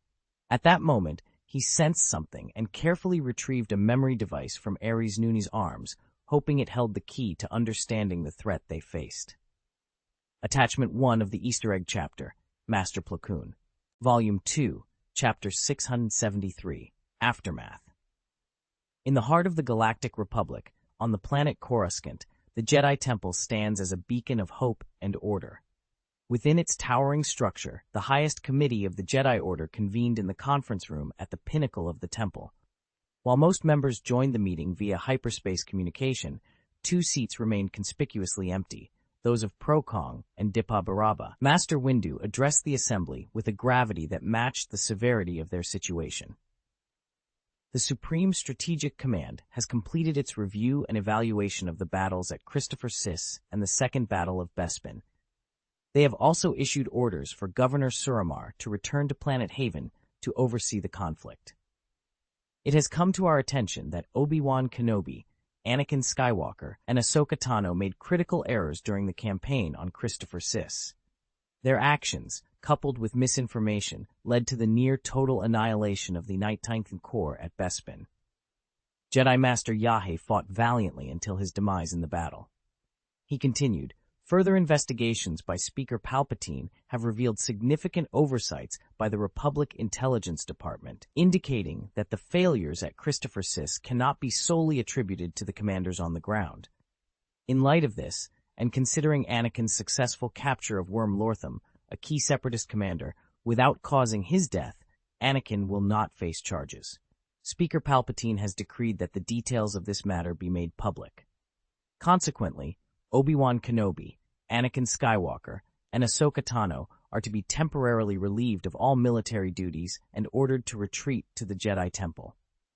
Anakin Skywalker, tasked with the protection of Senator Padme Amidala, has been dispatched to Naboo on a directive personally issued by Speaker Palpatine, Master Windu added, shaking his head in dismay. The losses we've suffered are profound, and the strength of the Separatists has been grossly underestimated. Master Yoda, sensing the weight of their losses, spoke up. More power we need. To Toydaria I will go. Join the Republic, I must convince them. He surveyed the room, his voice steady yet somber. Enveloped in darkness, the galaxy is. War and sacrifice end soon, they will not. Firm in your heart be, and face the darkness, you must. At that moment, one of the seats flickered, and a holographic projection of Procong appeared. Master Ares Nun's fleet has been destroyed, with no survivors. However, Master Noon managed to secure vital intelligence before his demise. A mysterious superweapon has been operating within the Hydia hyperspace channel, a colossal warship. A huge battleship? Master Yoda interjected, his brow furrowed in concern. Procong played a brief, heavily distorted video clip. Despite the interference, he paused it at a frame that vaguely outlined the silhouette of a battleship. I will continue to pursue this warship. It must not be allowed to wreak havoc in the Hydia hyperspace channel, Procong declared with resolve. Meanwhile, Lin Nanyi had successfully led forces to capture the planet of Glenson. General Severance Tan, having returned to command the B Fleet, was preparing to assault the planet of Nothoin. However, the Republic's deployment of hyperspace blockers significantly impeded their advance. General Matt Horner faced stiff resistance in his attempt to seize Planet Kar. The planet's defenses remained formidable, and capturing it without incurring heavy losses seemed unlikely. He requested the deployment of the newly produced Ogrov torpedo cruiser to bombard the enemy's space station directly. The Grand People had generously provided 500 million credits in war funds. Their factories were being refitted to produce military equipment for the Republic, marking a significant boost to their war efforts. Engineers and the business negotiation team have arrived on Golden Rock Planet, introducing the Raz-class heavy engineering ships to the Grands and preparing them for the construction of the Aganev-class starbase. The Enterprise Alliance has occupied the planet Christopher Sith and is integrating the planet's resources. The governor of Christopher Sith, Mordisi, has fled to Coruscant and established a government in exile. This development suggests that the resistance movement on the planet is likely to persist for more than a month. Meanwhile, Shu Yan, director of the United Mining Group, has traveled to Christopher Sith and is preparing to take control of several large crystal mines on the planet. Representatives of Thornhill, chairman of the Interstellar Banking Association, are accompanying him. The next-generation fighter developed by Tyron Heavy Industries, named Viking, has reached the final stages of development. In line with your request, the prototype of the Viking fighter will be produced in two versions, one with deformation capabilities and one without. Tests for these models are scheduled to commence shortly. Unfortunately, there has been a setback. Chief Engineer Rory Swan, unable to tolerate the moons of the Interstellar Banking Association, assaulted the moon's representatives during a drunken episode, resulting in their hospitalization in the ICU. The Interstellar Banking Association has lodged a formal protest against us.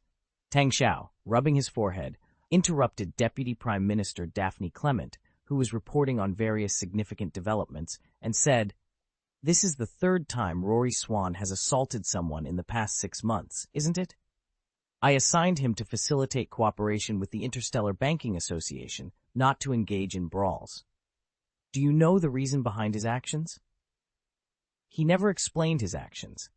However, based on my assessment, it's possible that the Munes, known for their mercenary tendencies and strong business ethos, might have triggered some unpleasant memories from his past, Clement replied, visibly troubled. He took a sip of his coffee and raised the document projection in his hand. Shall we proceed to the matter concerning the Injori Avengers? Tang Xiao responded with a cold smile. I assume the Republic has begun to accuse us of massacring civilians, correct? According to our prearranged propaganda strategy, let's assert that this involves the Injoli clones we created, which is comparable to the human clones they utilized. We should minimize the issue of the T-virus and shift the focus to cloning technology. As long as we manage the narrative effectively on the Confederation of Independent Systems side, the Republic's public opinion campaign will not impact us. By the way, How are things progressing with the Injoli? Based on regular reports from Shen Yuanhao, our strategy involving cigars laced with special spices, known as God of War, has begun to show its addictive effects. Shen Yuanhao has successfully gained control over more than 20 tribes, including the Juha and Zam tribes. It won't be long before the Injoli become counselors in our legion, Daphne Clement reported with a smile. Volume 2, Chapter 674, The Rebirth Plan, Part 1. Tang Xiao gestured dismissively and remarked, "The Injoli people still present too many unpredictable factors. If they are to join the war, the military command will need to devise more comprehensive plans. Moreover, there's a type of combat armor in our database that's exceptionally suited for the Injoli. Has this been passed on to the Solarians?" Daphne Clement adjusted her gold-rimmed glasses and replied, "Are you referring to the Krogan armor?" "Yes, the Solarians are currently working on it. They expect to complete their research within a month, after which we'll proceed to set up the production line. I plan to entrust the Granites with this task, especially now that we're updating the Army's equipment." Tang Xiao chuckled. "The Granites have always been rather stubborn. What's made them so cooperative all of a sudden? If we had lost the Battle of Bespin, would they still be so compliant?" Daphne Clemente retorted with a smile. She and Tang Xiao shared a long history, being among the first elite talents to be awakened. Now, at the pinnacle of her career, she could afford to exchange light-hearted banter with Tang Xiao. The cost of producing 1.5 million N7 Valkyrie assault rifles, along with the necessary thermal magazines and 10 billion rounds of ammunition for the Army's upgrade, will be borne by the Granites. Additionally, we'll recruit 1 million personnel from them, focusing on battleship operators and infantry. "Make it clear that this is non-negotiable," Tang Xiao instructed. "Understood. I'll convey your message. We'll ensure that at least 10% of our battleship operators are sentient beings, not solely relying on robots." "But what about the fighter pilots? Should we also recruit from the Granites?" Clement inquired. "There's no need for that. The Rebirth Project has already secured agreements with 5,000 pilots, and more are expected to join. I'll personally oversee this matter. As for the rest, you can manage the situation on Ailu. However, I must warn you, the Ailu leadership we've installed lacks a solid foundation. It's only a matter of time before the Ailu people revolt again," Tang Xiao explained. "I understand.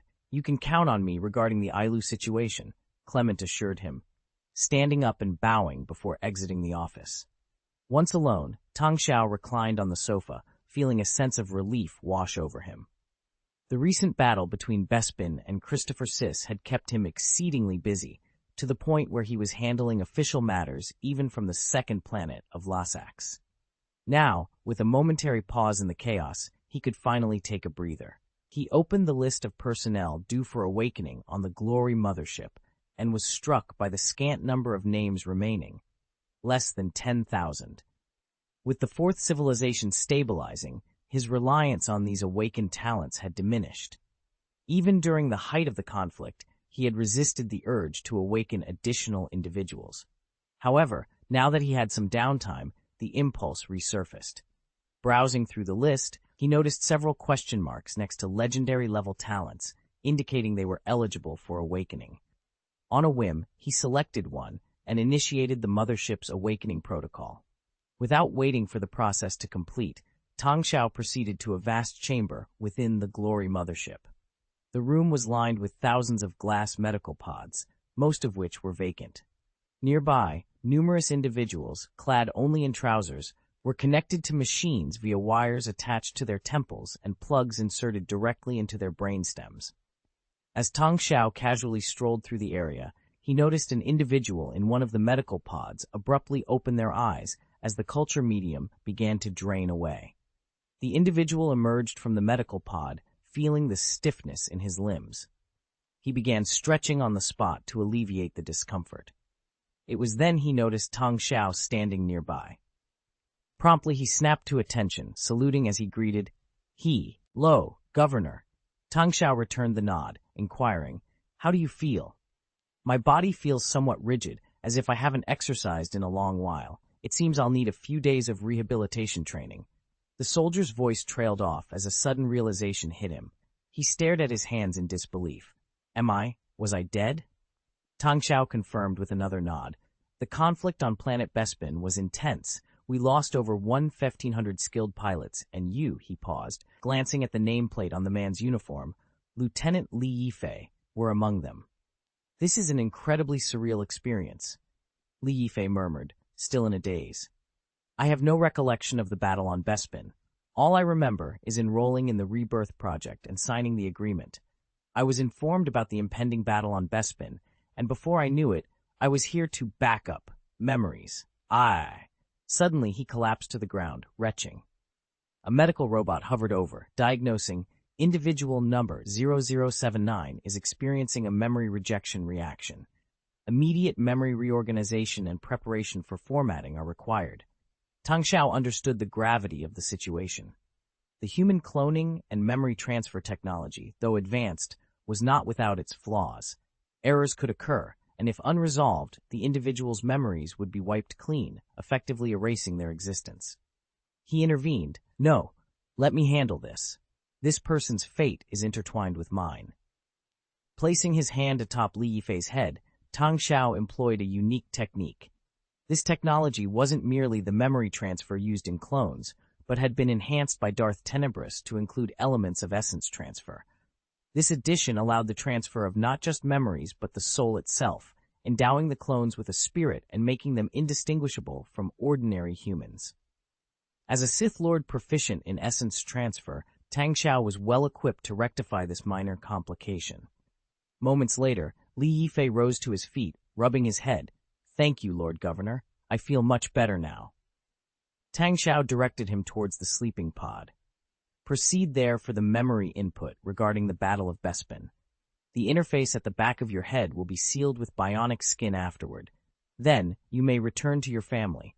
Remember, the rebirth plan is of the utmost secrecy. Do not disclose it to anyone. As they concluded their conversation, the main brain's voice resonated directly in Tang Xiao's mind. Your Excellency the Governor, the individual who has just awakened has completed their medical examination and awaits you in your office. Vol 2, Chapter 675, Rebirth Plan, Part 2. When Lieutenant Li Yifei awoke in the sleeping cabin, he found the huge space nearly empty. He was among the last to awaken, as everyone else had already completed the revival process and departed. Shaking off the remnants of sleep, he quickly reviewed his recent memories, dressed, and left the cabin. As per the terms of the rebirth plan, he was granted a 3-day leave to spend with his family before returning to the barracks. Thus, Li Yifei took a public shuttle back to Dawn Planet and then a hover car to his home in Yinhui City. As he opened the door, a beautiful figure rushed into his arms, sobbing uncontrollably. Darling, you're finally back. Kendall mentioned the other day that your fighter jet was shot down. I feared all hope was lost. Li Yifei embraced his wife, tears streaming down his face. It's okay. I'm here now. I'll always be with you, no matter what comes our way. As long as you're waiting for me at home, I'll never give up. After comforting his wife, they settled on the sofa, exchanging tender words. Li Yifei recounted his experiences in the recent battle. Kendall and I were part of the Flying Bears squadron, assigned to General Igor's flagship during the Battle of Bespin. It was a brutal fight. The Republic had an overwhelming number of fighter jets and warships. We launched 19 sorties on the first day alone, yet their fighters kept coming. And then, you must have downed many of their planes, right? His wife asked with a hopeful smile. I can't be sure, perhaps many. I was so engrossed in the battle, just firing away, until I was finally brought down by the anti-aircraft fire from a Republic warship, Li Yifei said, his recounting of the battle somewhat vague. I believe it must have been the strength that photo gave you, his wife remarked cheerfully. Indeed, every time I saw your photo, I felt invincible, Li Yifei responded. His wife paused, a look of confusion crossing her face. Didn't you carry the ultrasound photo of our child with you? Li Yifei was taken aback, then tenderly kissed his wife. Ah, yes, I did. It was always next to the fire control radar switch, as usual. I'm sorry, the doctor mentioned my injuries were severe, including a head injury, which might have affected some of my memories. His wife, however, didn't dwell on it. She felt a hard lump under the skin at the back of his head and asked, "Is this from your injury?" "Yes, an implant. It saved my life," Li Yifei confirmed. "Fei, even if not for me, think about our child."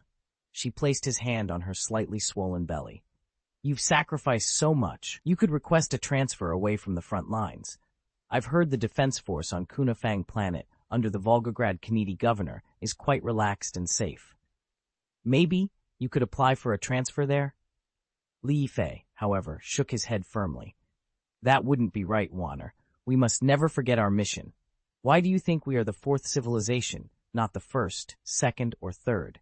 His wife's expression turned sorrowful, tears welling up again. "Because the first three were destroyed by natural disasters. In this fourth era, we aim to be the harbingers of change, unstoppable by any force. I understand, I do, but our obstacle is the Galactic Republic, a formidable power that spans tens of thousands of galaxies. They seek our destruction, and we cannot simply accept our fate. Whether it's Governor Tang Xiao or any member of our fourth civilization, we must stand ready to defend our existence and ensure our survival." Li Yifei stood resolute, his voice unwavering as he declared, "No one desires the emergence of a fifth civilization in the future. In the face of war, I will stand firm. However, I also promise you this. I will never leave your side. Absolutely not. It was my thoughts of you that carried me through this ordeal." Overwhelmed with emotion, his wife threw herself into Li Yifei's arms once more, her tears flowing freely. The brief 3-day vacation flew by. On the morning of his return to duty, Li Yifei awoke early to find his military uniform meticulously washed, ironed, and displayed in front of the full-length mirror by his devoted wife. The living room was filled with the sound of the holographic TV broadcasting the latest news. Admiral Severance Tan of our forces led the fleet to outmaneuver the Republic's hyperspace blockade array yesterday, making a surprise appearance on Planet Haven. The 19th Army of the Galactic Republic faces imminent defeat. Let us celebrate the strategic brilliance of Admiral Tan, who proves time and again that she can strike anywhere in the galaxy at will. In a somber tone, the news continued. Tragic news from the headquarters on planet Besping. Our esteemed Navy Commander-in-Chief and founder of the Fourth Civilization Navy, Admiral Igor Zavalov, succumbed to a heart attack following injuries sustained during the Battle of Besping. Despite all rescue efforts, he passed away at 2:41 this morning. Governor General Tang Xiao has announced a posthumous promotion for Admiral Zavalov and will deliver a eulogy at 11:30 this morning. A state funeral is scheduled in 3 days to honor the illustrious life and legacy of General Igor Zavalov. Dressed in his uniform and with a solemn expression, Li Yifei saluted his reflection in the mirror. His wife approached, holding the nebula medal, and pinned it onto his right chest.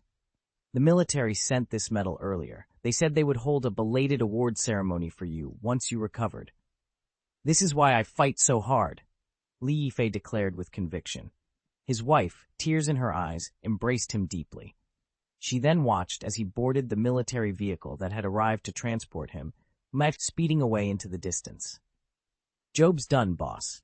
If you want to see Sumara's corpse, I've made sure he's presentable," said a burly man with dreadlocks, his face marked by scars and a menacing expression. A sinister red glow seemed to emanate from his eyes, making them nearly invisible. He toyed with a bloody dagger in his hands.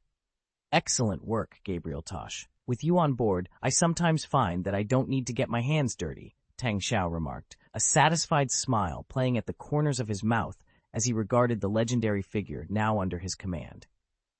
Easter Egg Chapter Attachment 1, Gabriel Tosh, a ghost agent from Starcraft. Vol 2, Chapter 6 and 76, The Fall of the 19th Army, Part 1. Gabriel Tosh's voice was deliberate and measured, each word carrying a weight of its own. "From the moment I first saw you, I knew we were cut from the same cloth," he said, his tone a mix of admiration and critique. "Cold-blooded, efficient, ruthless. Yet Voodoo whispered to me that you wear a mask. I appreciate you, but not the facade you present." Tang Xiao responded calmly, "You know the world we navigate, Tosh. I'd prefer not to reveal that side to anyone, including you. Now, it's time you coordinated with Severance Tan. Together, you'll seize control of Planet Haven." "I don't take orders from anyone, not even you. But I respect you, so I'll heed your advice. Just remember, my services come at a steep price, Tosh declared. I'm prepared to meet any reasonable demand, Tang Xiao assured him. Your first task is to secure Planet Haven. Upon completion, 5 million credits will be transferred to your account. My only stipulation is that you remain within reach whenever I need to contact you. This deal suits me, Tosh remarked, as he skillfully flipped his butterfly knife before concealing it in his sleeve. Red energy waves enveloped him, and he vanished without a trace. Planet Haven is in turmoil, a perfect chaos. Give me 3 hours. Curious, Tang Xiao inquired into the now empty projection. How do you perceive this world? It's a voodoo desert here, but beneath the barren surface lies an ocean. Tosh's voice floated back through the air. Voodoo? The Force? I hardly think so, Tang Xiao mused. You, who thrive in an oasis, fail to grasp the world's thirst for voodoo, Tosh retorted before the communication ended. In the outer rim of the Milky Way, within the greater Javan sector, stood the headquarters of the 19th Army of the Republic on the planet Javan. This world, once the flourishing home of the Mugari, had been forsaken centuries ago due to escalating conflicts with the Republic. Many Mugari abandoned their ancestral lands to become miners and bounty hunters, known as the Golden Hunters. However, the planet's rich resources and strategic location at the end of the Corellian trade route soon attracted a new wave of settlers from the Galactic Republic, revitalizing the planet. Despite the separatist movements led by Count Dooku, the Greater Haven sector remains staunchly loyal to the Republic. With a population of 1.5 billion, a third of whom were Mugari and the rest predominantly human, Planet Haven was an ideal location for the 19th Army's headquarters, offering advantageous transportation, resources, and a favorable political climate. But now, Planet Haven was on the brink of collapse. The 19th Army had initially fortified the hyperspace route between Bespin and Haven with numerous hyperspace blockers and established a military base on Glenson Planet to buy time, as no immediate threat loomed beyond the Dawn Planet's occupation of Bespin.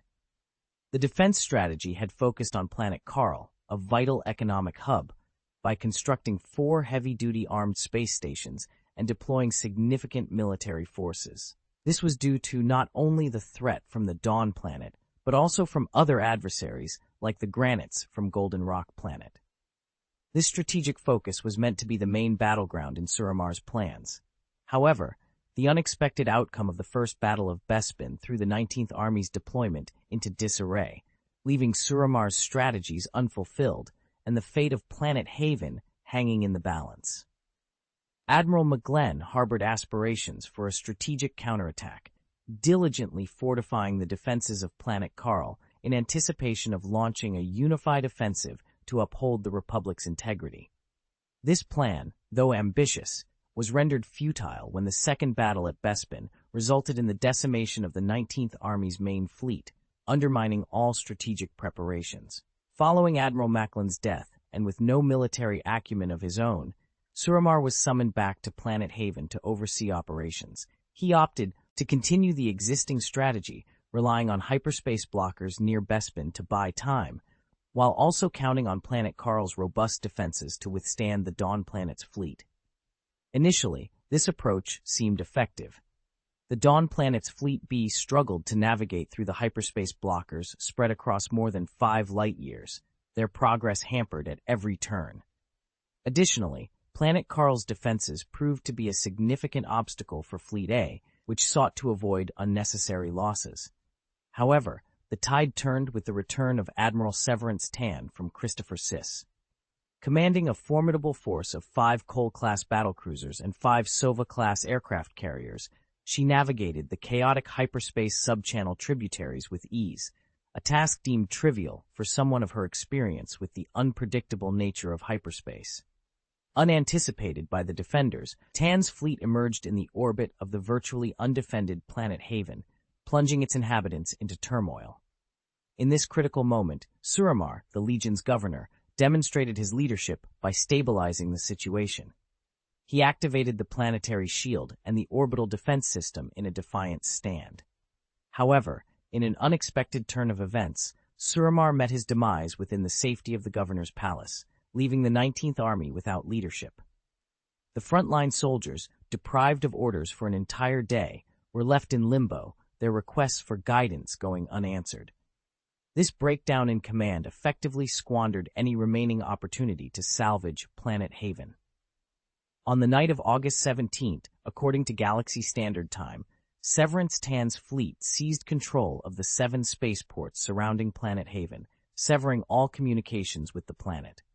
By the dawn of the following day, the 4th Civilization B Fleet commenced an orbital bombardment of Planet Haven's shield with high-yield nuclear weapons.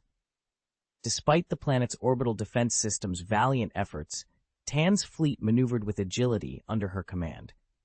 She adopted a methodical approach, not rushing to conquer the planet, but rather savoring the engagement, akin to a cat toying with a mouse before the kill. Vol. 2, Chapter 677, The Fall of the 19th Army, Part 2. The inhabitants of Haven were destined for a sleepless night. The sky was ablaze with violent flashes of light, reminiscent of an unviewable sun, casting an almost daylight glow across the heavens. This spectacle was accompanied by a light blue curtain of light, the planet's shield, valiantly attempting to fend off the onslaught of nuclear bombardment. Fighter jets and spaceships ascended to challenge the threat, yet none returned, their efforts seemingly in vain. The orbital defense system's cannons thundered relentlessly, their effectiveness against the ceaseless bombing from space unknown. The global radio station's broadcast of these events was abruptly cut off after less than 10 minutes. Nearby residents witnessed a swift mobilization of military and police forces, only for their commanders to be assassinated by unseen assailants. The ensuing chaos was punctuated by a violent explosion. The highest security prisons across several cities on Planet Haven fell one after another. Mysterious assailants slaughtered the guards and flung open the gates, liberating the inmates within. Among these were many of the galaxy's most notorious felons, including a significant number of Mugari and political prisoners. The Mugari, having rebelled against the Galactic Republic centuries ago and swiftly subdued, found themselves and their descendants displaced and marginalized. Despite the influx of human settlers and the rapid development and stabilization of Haven under Republic governance, the resentment among the Mugari populace lingered. With a population of 1.5 billion, the Mugari constituted a third, amounting to 500 million individuals. In times past, under the firm grip of the Republic, these sentiments were suppressed. However, with the 19th Army on the brink of collapse and the release of extremist elements, the situation was ripe for upheaval.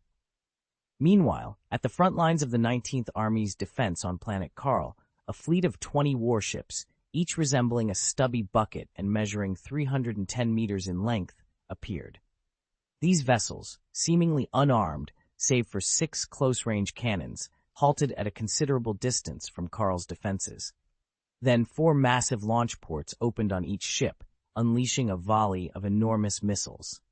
Each missile, measuring 50 meters in length and 6 meters in diameter, dwarfed most frigates. These were the Ogrov torpedo cruisers, a formidable asset of the Fourth Civilization, utilized by the Emergency Traders Alliance for breaching solid interstellar fortifications. The cruiser, manned by a crew of 150, was armed with 6 close-range cannons and 4 large missile launchers, capable of carrying 50 rounds of ammunition. The missile, an oversized version of the proton torpedo developed by the industrious Wathians, lacked sophistication but compensated with sheer destructive power. Named Big Ivan by Tang Xiao, these missiles were devoid of guidance systems, making them ineffective against warships but devastating to interstellar bases and armed space stations. The fall of the 19th Army was not just a military defeat. It was a catalyst for chaos on Haven, as the release of dangerous felons and political prisoners threatened to ignite long-suppressed tensions. As the Republic's grip weakened, the stage was set for a conflict that could reshape the fate of the galaxy. The Vassians have always had a knack for creating formidable and somewhat brutish technologies, such as the Agonev-class interstellar base and the colossal proton torpedo, affectionately dubbed Big Ivan. With its staggering 50 meters in length and 6 meters in diameter, packed with proton warheads, the destructive power of Big Ivan is truly awe-inspiring. Tang Xiao couldn't help but think of the Vassians' creations as somewhat antiquated, yet effective in their simplicity. The launch of the first wave of Big Ivan super-proton torpedoes marked the beginning of a strategic assault. Under the command of Matt Horner, the fleet advanced towards the defenders of Planet Karl's Defi, NSE line. Their mission was clear: to prevent any interception of Big Ivan. The defenders, with only 10 Chaser-class battlecruisers and about 100 smaller battleships, were significantly outmatched. The fighter count stood at less than 5,000, most piloted by inexperienced recruits, rendering them virtually incapable of withstanding the onslaught from Horner's formidable A-fleet. The Martha-class heavy-guided missile cruisers unleashed a volley of missiles, followed by a swarm of Ghost fighter jets that targeted any Republic fighters attempting to intercept Big Ivan. Concurrently, the Cole-class battlecruisers directed their firepower at the armed space stations, effectively neutralizing their artillery and preventing them from intercepting the super-proton torpedoes. The first Big Ivan torpedo struck an armed space station with a burst of pale blue light, unleashing a terrifying proton cloud that generated an immense amount of energy. One after another, the torpedoes hit their targets. The shields of the space stations were quickly overwhelmed, and their structures could not withstand the subsequent explosions. The first station was obliterated in a spectacular explosion. On the afternoon of August 18th, Galactic Standard Time, Matt Horner led the Fourth Civilization's fleet through the devastated defense line of Planet Karl, which had by then surrendered. By the evening, 50 warships from the A-fleet emerged from the hyperspace channel into the orbit of Haven Planet, joining forces with General Severance Tan's raiding fleet. The combined fleet commenced an orbital bombardment of Haven's planetary shield, leading to the planet's surrender shortly after. Admiral Matt Horner and Severance Tan made their triumphant landing in Haven's sector capital, effectively taking control of the planet and capturing the former governor Suramar. The 19th Army of the Galactic Republic, known as Dark Saber, was annihilated by the Fourth Civilization in less than 3 months after its establishment. The following day, the inhabitants of Planet Haven declared the formation of an independent government, aligning themselves with the Fourth Civilization and joining the Confederation of Independent Systems. Despite the anticipated outcome, the fall of the 19th Army sent shockwaves through the Galactic Republic. In response, the Republic redirected its fleets to planet Eliadu, entrusting its defense to the 18th Army in anticipation of Dawn's forces. In the governor's capital of Eliadu, a middle-aged man with a receding hairline and piercing eyes stood by the window, gazing into the night sky. Behind him, the holographic projection of Darth Sidious issued a chilling directive: "I will provide all the support you need, with one objective: the complete destruction of Planet Dawn. I expect no survivors." He continued, "You are one of my finest generals, Wilhelm Tarkin. I have every confidence in your success." Attachment 1 of the Easter Egg Chapter, Ogre-class torpedo cruiser. Attachment 2 of the Easter Egg Chapter, Wilhelm Tarkin. Vol 2, Chapter 678, Beyond Death. Wilhelm Tarkin stood before the holographic projection of Darth Sidious, his gaze steady and voice calm. "Fear alone is insufficient. This is why the 19th Army of Suramar failed," he began, turning slightly to emphasize his point. "We must instill fear into the heart of Dawn Planet once more." Darth Sidious, ever impatient, cut to the chase. "I am only concerned with when Dawn Planet will be obliterated." "I require 5 years," Tarkin responded without hesitation. "I cannot afford to give you 5 years," Sidious retorted sharply. "If that is the case, then I must say it would not be a wise decision," Tarkin replied, shaking his head in disapproval. Sidious, intrigued despite his frustration, asked, "Then tell me, how many ships do you need?" 500 Chaser-class, Tarkin stated, understanding the gravity of his request. "In the current situation, that is an exorbitant number," Sidious exclaimed, clearly displeased. "Our adversary is not merely Dawn Planet. The true threat at this moment is the power of separatism, namely, the Confederation of Independent Systems," Tarkin explained. "Without sufficient strength, we cannot shatter the enemy's confidence, and the war's casualties will significantly increase. The Confederation of Independent Systems, perhaps it is indeed a significant threat," Sidious mused with a sinister chuckle. In fact, at this stage, I do not recommend an assault on Dawn Planet. It does not align with our strategic objectives, Tarkin advised. Do what you must, Tarkin. I, of course, have my own plans, Sidious said dismissively. Another supernatural force, akin to the Force? In my view, such power cannot be harnessed to build the empire we envision, Tarkin remarked. You will find use for such power now.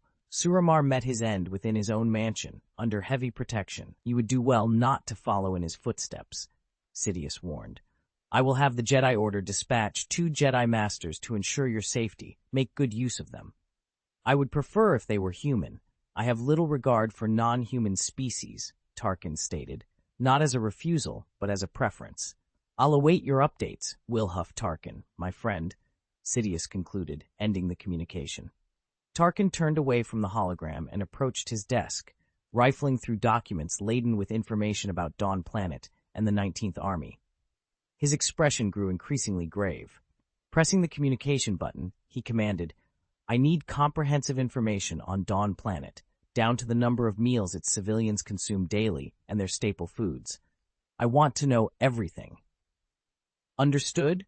Came the prompt reply. Tarkin then exited his office, hands clasped behind his back, as a squad of elite, heavily armed guards fell into step behind him. He moved silently, his boots echoing crisply against the immaculate floor of the quiet, bustling corridor.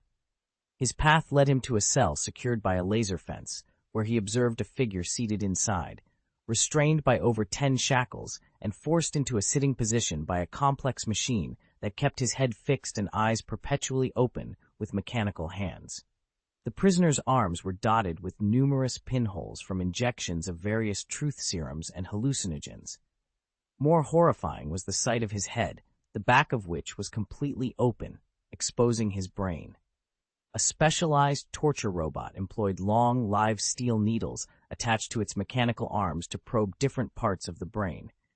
The mere existence of this torture robot, if made public, would be enough to have Tarkin prosecuted by Republic members who championed democracy and human rights in perpetuity. Despite the inhumane torture, the prisoner was recognizable as Colonel Lott, the former intelligence minister of the Republic's 19th Army. Now nearly robbed of his ability to speak, Colonel Lott relied on a device inserted into his throat that captured vocal cord vibrations to produce written language. Tarkin approached the torture robot, reviewing the information extracted from Colonel Lott with a grim determination. The stakes were high, and the path to victory over Dawn Planet and the Confederation of Independent Systems was fraught with moral and ethical quandaries. Yet for Tarkin, the end justified the means in his quest to secure the galaxy under the Empire's dominion. After enduring a prolonged period of torture, the subject was relentlessly interrogated for every scrap of intelligence regarding the Dawn Planet. The primary objective was to uncover the mechanisms behind the devastating misinformation tactics employed by Dawn Planet, which had previously led to the downfall of the 19th Army.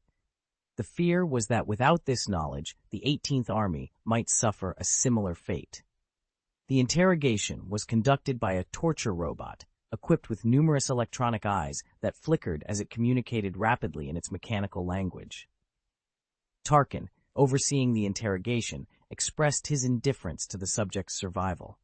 It doesn't matter to me whether this person lives or dies, as long as I get the information I need, he stated coldly before exiting the room, flanked by his guards. The solemn sound of a 99-gun salute echoed, marking the ceremony with a rhythmic boom. The honor guard of the Fourth Civilization, dressed in stark black military uniforms, stood in formation, their expressions grave. Tang Xiao, donning a black governor's uniform adorned with numerous medals, the most notable being the second-level Stellar Medal awarded for his valorous efforts against the pirate Iron Fang Kukin, was among them. This particular medal held a special significance for him. With a solemn demeanor, Tang Xiao, alongside a procession of honor guard soldiers, escorted the anti-gravity crystal coffin containing the body of Marshal Igor Zavalov. The procession moved with precision, a testament to the respect and honor being paid to the fallen marshal. As Tang Xiao gazed upon Marshal Zavalov's body, he was reminded of a conversation they had shared days before the marshal's passing. Standing by the Marshal's hospital bed, Tang Xiao had offered, "If you wish, I can revive you and grant you a long life." Despite his inability to speak, Marshal Zavalov had grasped Tang Xiao's hand firmly, shaking his head in refusal. With a gentle pat on Tang Xiao's hand and a final smile, the Marshal conveyed his peace with the inevitable. This encounter left Tang Xiao feeling a sense of helplessness for the first time since awakening his power over death. It dawned on him that perhaps death was not as absolute as he had believed. In this world, there seemed to be mysteries and forces that transcended even death itself. Volume 2, Chapter 679, Dark Believers. In the outer reaches of the Milky Way, on the planet Sereno, within the private estate of Count Dooku, a scene of solemn allegiance unfolds. Cloaked in black, the tall and imposing figure of Count Dooku, the supreme leader of the Confederation of Independent Systems, kneels respectfully on one knee. He faces the holographic projection of Darth Sidious, demonstrating his deep reverence. "Do you have any further information on the Angel of Death?" Darth Sidious inquires, his voice carrying a sinister twist. "I have exhausted all avenues of investigation, yet I find myself at an impasse. The Angel of Death's movements and actions remain a mystery. It's as if he has been everywhere, yet nowhere, leaving me utterly perplexed," Count Dooku admits. He is a renegade, secretly taken as an apprentice by Darth Plagueis, and a violator of the Sith's rule of two. His very existence jeopardizes our plans. He must be eliminated at all costs, Darth Sidious declares. "I have discovered that the former Jedi apprentice, Adra Cadis, has now become the Angel of Death's apprentice, adopting the name Darth Lilim. Her prowess during the assault on Sarabine was remarkable, surpassing that of many Jedi Masters. This suggests that the Angel of Death's power could be even greater," Count Dooku reports. "Darth Lilim's name has been entered into the Book of Sith, a revelation from the dark side itself." Darth Sidious's expression contorts slightly under his hood. "The Angel of Death murdered Darth Plagueis, our mutual master. Despite it being Plagueis' own folly, it underscores the Angel's rebellious and uncontrollable nature. He even stole the Book of Sith from Plagueis. You must eliminate him. Without the Book of Sith, you cannot gain its approval and ascend to true Sith lordship." Count Dooku's expression darkens as he bows his head. "I've conducted thorough investigations on those close to Hago Damask II, focusing on San Hill, chairman of the Interstellar Banking Association, and Tang Xiao, governor of Dawn Planet. Despite risking civil unrest within the Confederation by abducting Tang Xiao and testing his blood, I found no evidence linking them to the Angel of Death. Tang Xiao isn't even force-sensitive. Have you confronted the Angel of Death in combat?" Darth Sidious probes. "We have clashed. His swordsmanship was unremarkable, but he wielded a formidable force power," Count Dooku admits, omitting details such as the powerful force shock unleashed by the Angel of Death and the theft of the Dark Reaper's core. "Find the Angel of Death. He harbors too many secrets and likely possesses Darth Plagueis' legacy. He is our greatest threat. I have authorized Tarkin's 18th Legion to attack Dawn Planet and have made arrangements concerning the Interstellar Banking Association. If the Angel of Death remains elusive, we shall target the powers supported by Darth Plagueis," Darth Sidious commands. "Yes, my lord. I will spare no effort in tracking down the Angel of Death," Count Dooku pledges, head bowed. "What of the giant ship you mentioned previously?" Darth Sidious inquires abruptly. "Its whereabouts remain unknown," Count Dooku responds. "Destroy it," Darth Sidious orders coldly before severing the communication. Count Dooku rises, brushing the dust from his knees. With a wave of the Force, he activates a communicator. Moments later, a man in his 30s enters. Dressed in a black, tight shirt that accentuates his well-defined muscles, the man's dark skin is adorned with scars. Golden tattoos embellish his face and arms, and his thick black hair is styled into dreadlocks, echoing the traditional appearance of the indigenous people of his home planet. Approaching Count Dooku, the man kneels. Kneeling on one knee, Quinlan Vos respectfully inquired, "Do you require my services, my master?" Count Dooku, towering above him, responded with a measured tone, "Quinlan Vos, I highly value your potential and your evident desire to embrace the dark side. Your actions have demonstrated your worthiness. Woe, which is why I have taken you under my wing. I can see the darkness lurking within your heart." Approaching Voss, Count Dooku extended his hand to gently pat his shoulder. Voss, in turn, bowed his head even lower, choosing to remain silent. However, you must understand that the darkness enveloping the galaxy far exceeds your current comprehension, Count Dooku continued. Tell me, how did you find the book I gave you? I have thoroughly studied Darth Bane's Rule of Two and have committed it to memory, Voss replied. In the galaxy, there can only be 2 Sith Lords at any given time, a master and an apprentice. Count Dooku nodded, adding, Indeed, my previous apprentice Darth Maul met his end on Naboo 10 years ago. Thus, I am in search of a worthy successor. Both you and Asajj Ventress possess the potential to withstand the galaxy's deepest darkness, the path of the Sith. Hoping for such a position is beyond me. Serving the dark side is all I wish for, Voss humbly stated. A smirk briefly crossed Count Dooku's face as he revealed, But are you aware that another pair of Sith Master and Apprentice exists within this galaxy? Voss feigned surprise perfectly, exclaiming, This directly contradicts Darth Bane's Rule of Two. Despite already being privy to this information, the apprentice, Darth Lilim, and her master, the Angel of Death, Count Dooku disclosed. Not Darth, the Angel of Death? Voss questioned, his brow furrowed in confusion. To my knowledge, no. Death Angel is not his Sith title, Count Dooku clarified. Therefore, I want you to locate him, establish a connection, and, pausing, his expression turned peculiar before he continued, forge an alliance with him. Alliance? Voss found the notion puzzling. If the existence of the Death Angel violates the Rule of Two, shouldn't he be eliminated? Count Dooku's expression grew increasingly enigmatic as he replied with a sly half-smile. The Death Angel shares a common enemy with us, the Galactic Republic. It is only natural that we form an alliance with him.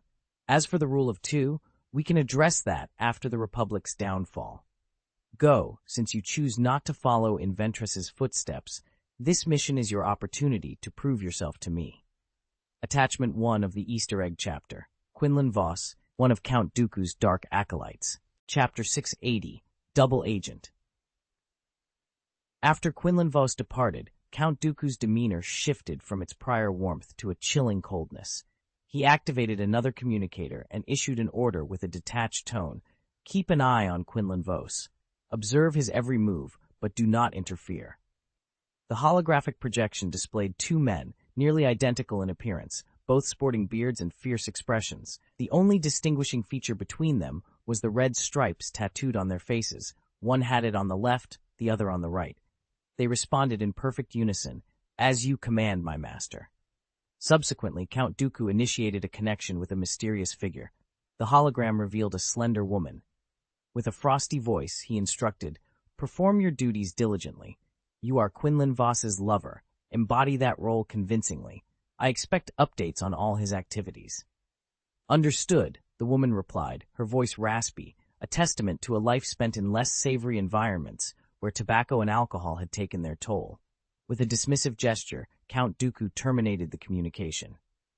Quinlan Vos returned to his modest abode, carelessly tossing his shirt onto a nearby table before splashing his face with cold water in the bathroom. He then lay on his bed, fidgeting with a small communicator. "Second Sith Lord," he murmured, staring blankly at the ceiling. "Dead Angel." After a moment of contemplation, he sat up, surveying his surroundings. Extending his force sensitivity, he could perceive everything within a radius of over 10 meters. He then pressed a button on the communicator, tuning into a specific frequency. The holographic projection displayed a young Twi'lek woman with light blue skin. She appeared momentarily taken aback upon seeing Quinlan Vos shirtless, then remarked, "This isn't the scheduled time for our communication, Master Vos." "How has Coruscant reacted to the movements of the 19th Army?" "Ella Secura," Quinlan inquired. "On the surface, all seems calm. However, I've observed many affluent individuals beginning to move their assets out of the Outer Rim territories. They're losing faith in the Republic's ability to win this war. The true situation is dire," Ella Secura reported with gravity. Quinlan Vos sighed. "There's only so much I can do. Despite my efforts in the Battle of Geonosis and the intelligence network I've painstakingly built, we barely scratched the surface of the Separatists' plans. And then there were the battles of Bespin. In the Outer Rim, countless secrets and evils have been brewing for millennia. Uncovering them bit by bit, even I find myself overwhelmed by fear. It's not your fault, Master. Masters Windu and Yoda are concerned about you. They suggest you might consider returning to the Jedi Order. Staying in separatist-controlled areas is becoming increasingly perilous, Ella Secura advised. If I were to leave, the Republic's situation would only worsen. Had we not intercepted the Separatists' plan to attack Kamino last time, we might have lost the clone troopers' birthplace. Moreover, Master Shen Zhan is currently investigating a superweapon known as the Extractor. I've been assisting him in gathering information on this matter, Quinlan Voss explained. Master Shen Zhan? Since his victory on Sarabine, he and his apprentice have vanished. No one has been able to reach them. If you could find him, then. Master Shen Zhan's current circumstances make it impossible for him to return, Quinlan Voss interjected, cutting off Ella Secura. Enough about that. Count Dooku recently assigned me a peculiar mission. What mission? She asked. He wants me to locate the second Sith Lord, the Angel of Death, and form an alliance with him, Quinlan Voss revealed. Dead Angel. Yes, that's the mission Count Dooku has given me. Quinlan Voss furrowed his brow, pondering the enigmatic directive. However, I doubt this is Count Dooku's true intention. It stands to reason that the Sith, adhering to their rule of two, would not welcome the emergence of another Sith Lord. And if there were any amicability between them, why the need for such secrecy? A straightforward communication, perhaps over a glass of wine, would suffice to forge an alliance. So, why the subterfuge? He mused. You're absolutely correct. The Jedi Order is also delving into the mystery of this second Sith Lord, yet we're at a dead end. Ella Secura replied, her expression mirroring Voss's concern. I'll take a closer look. Perhaps I'll uncover something worthwhile. If Count Dooku and this Dark Angel are at odds, I'd relish the opportunity to see two Sith Lords turn on each other, Quinlan Voss remarked, a hint of strategy in his tone. Given Dooku's current distrust of me, I need to undertake something significant to earn his confidence. Proceed with caution, and should you require any assistance, don't hesitate to reach out, Ella Secura advised. Quinlan Voss nodded, ending the communication and reclining on his bed, intent on resting. Yet, moments later, his communicator chimed anew. The holographic projection revealed a young woman, scantily dressed, with a voluptuous figure and rose-red hair. She swirled a wineglass in her hand, her backdrop a blur of lights and a bustling crowd.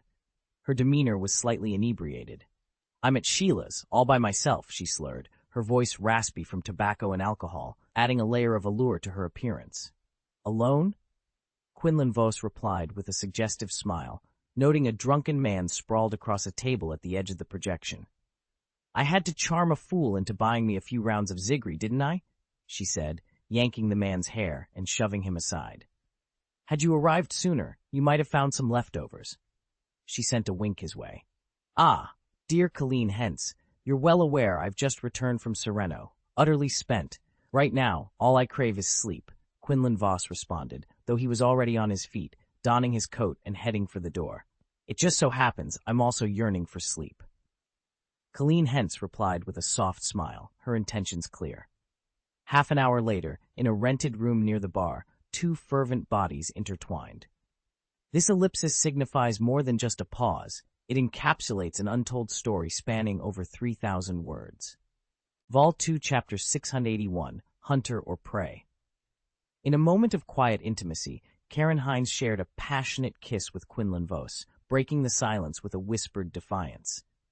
I was once told that Jedi may harbor feelings, but they're never afflicted by nostalgia.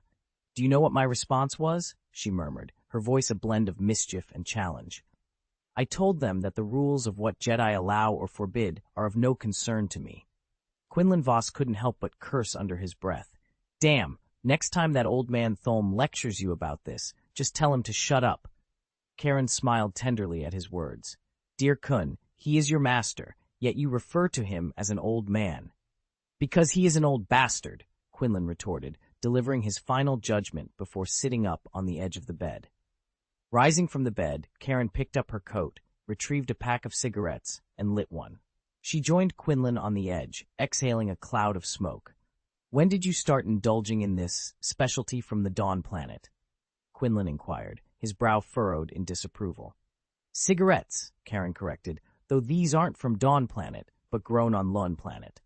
They're much cheaper than the Hongtashan brand from Dawn, albeit with a slightly inferior taste.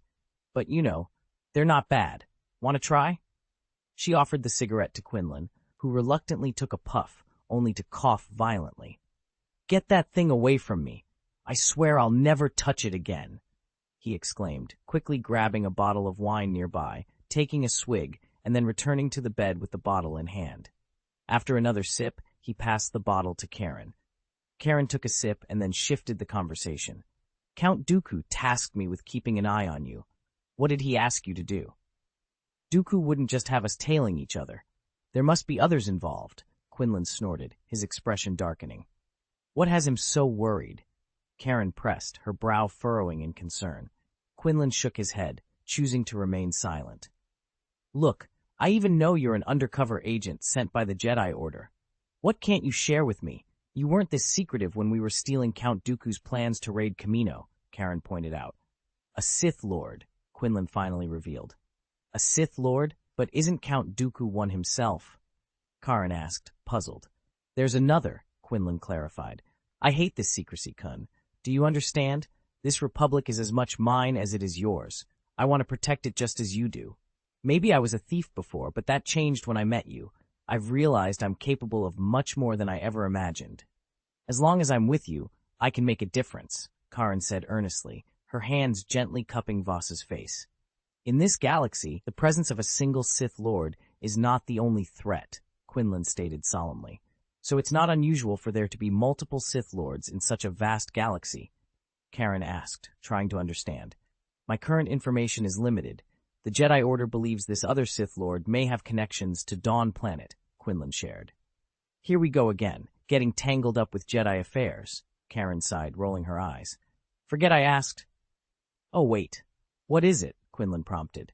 I know a smuggler, the kind who traffics cigarettes across the galaxy. He once mentioned working with a powerful gang leader named Tang Xiao from Dawn Planet, Karen revealed. Tang Xiao, Quinlan pondered. If we have no other leads, we'll start with him. Let's call this smuggler. You mean Sri Lanka? He's not just any smuggler. He runs over 200 casinos and brothels on Oder Mantell. It's not easy for someone like me to just see him, Karen explained, taking another drag from her cigarette. Quinlan was taken aback. I thought you were talking about a minor smuggler. If that's the case, this Sri Lanka must be deeply involved with Tang Xiao. But what exactly is Tang Xiao's role? Well, I only know the name, Karen admitted, shrugging. But since you've decided, let's start from the B. Jinning, learn to smoke.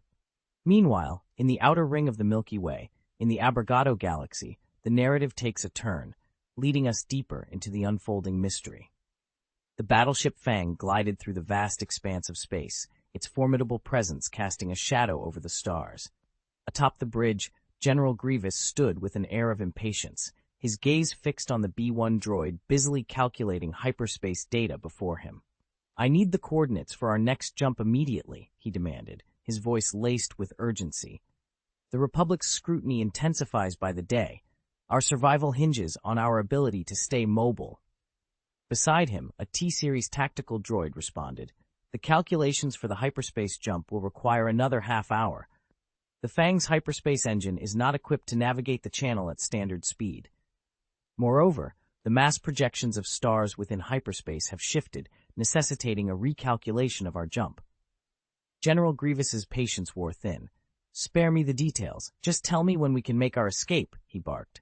Half an hour, the tactical droid began, only to be cut off. 10 minutes, Grievous insisted, his tone brooking no argument.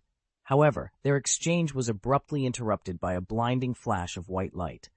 Suddenly, 5 Chaser-class battlecruisers emerged from the hyperspace channel, materializing in the void of the Abrogado galaxy.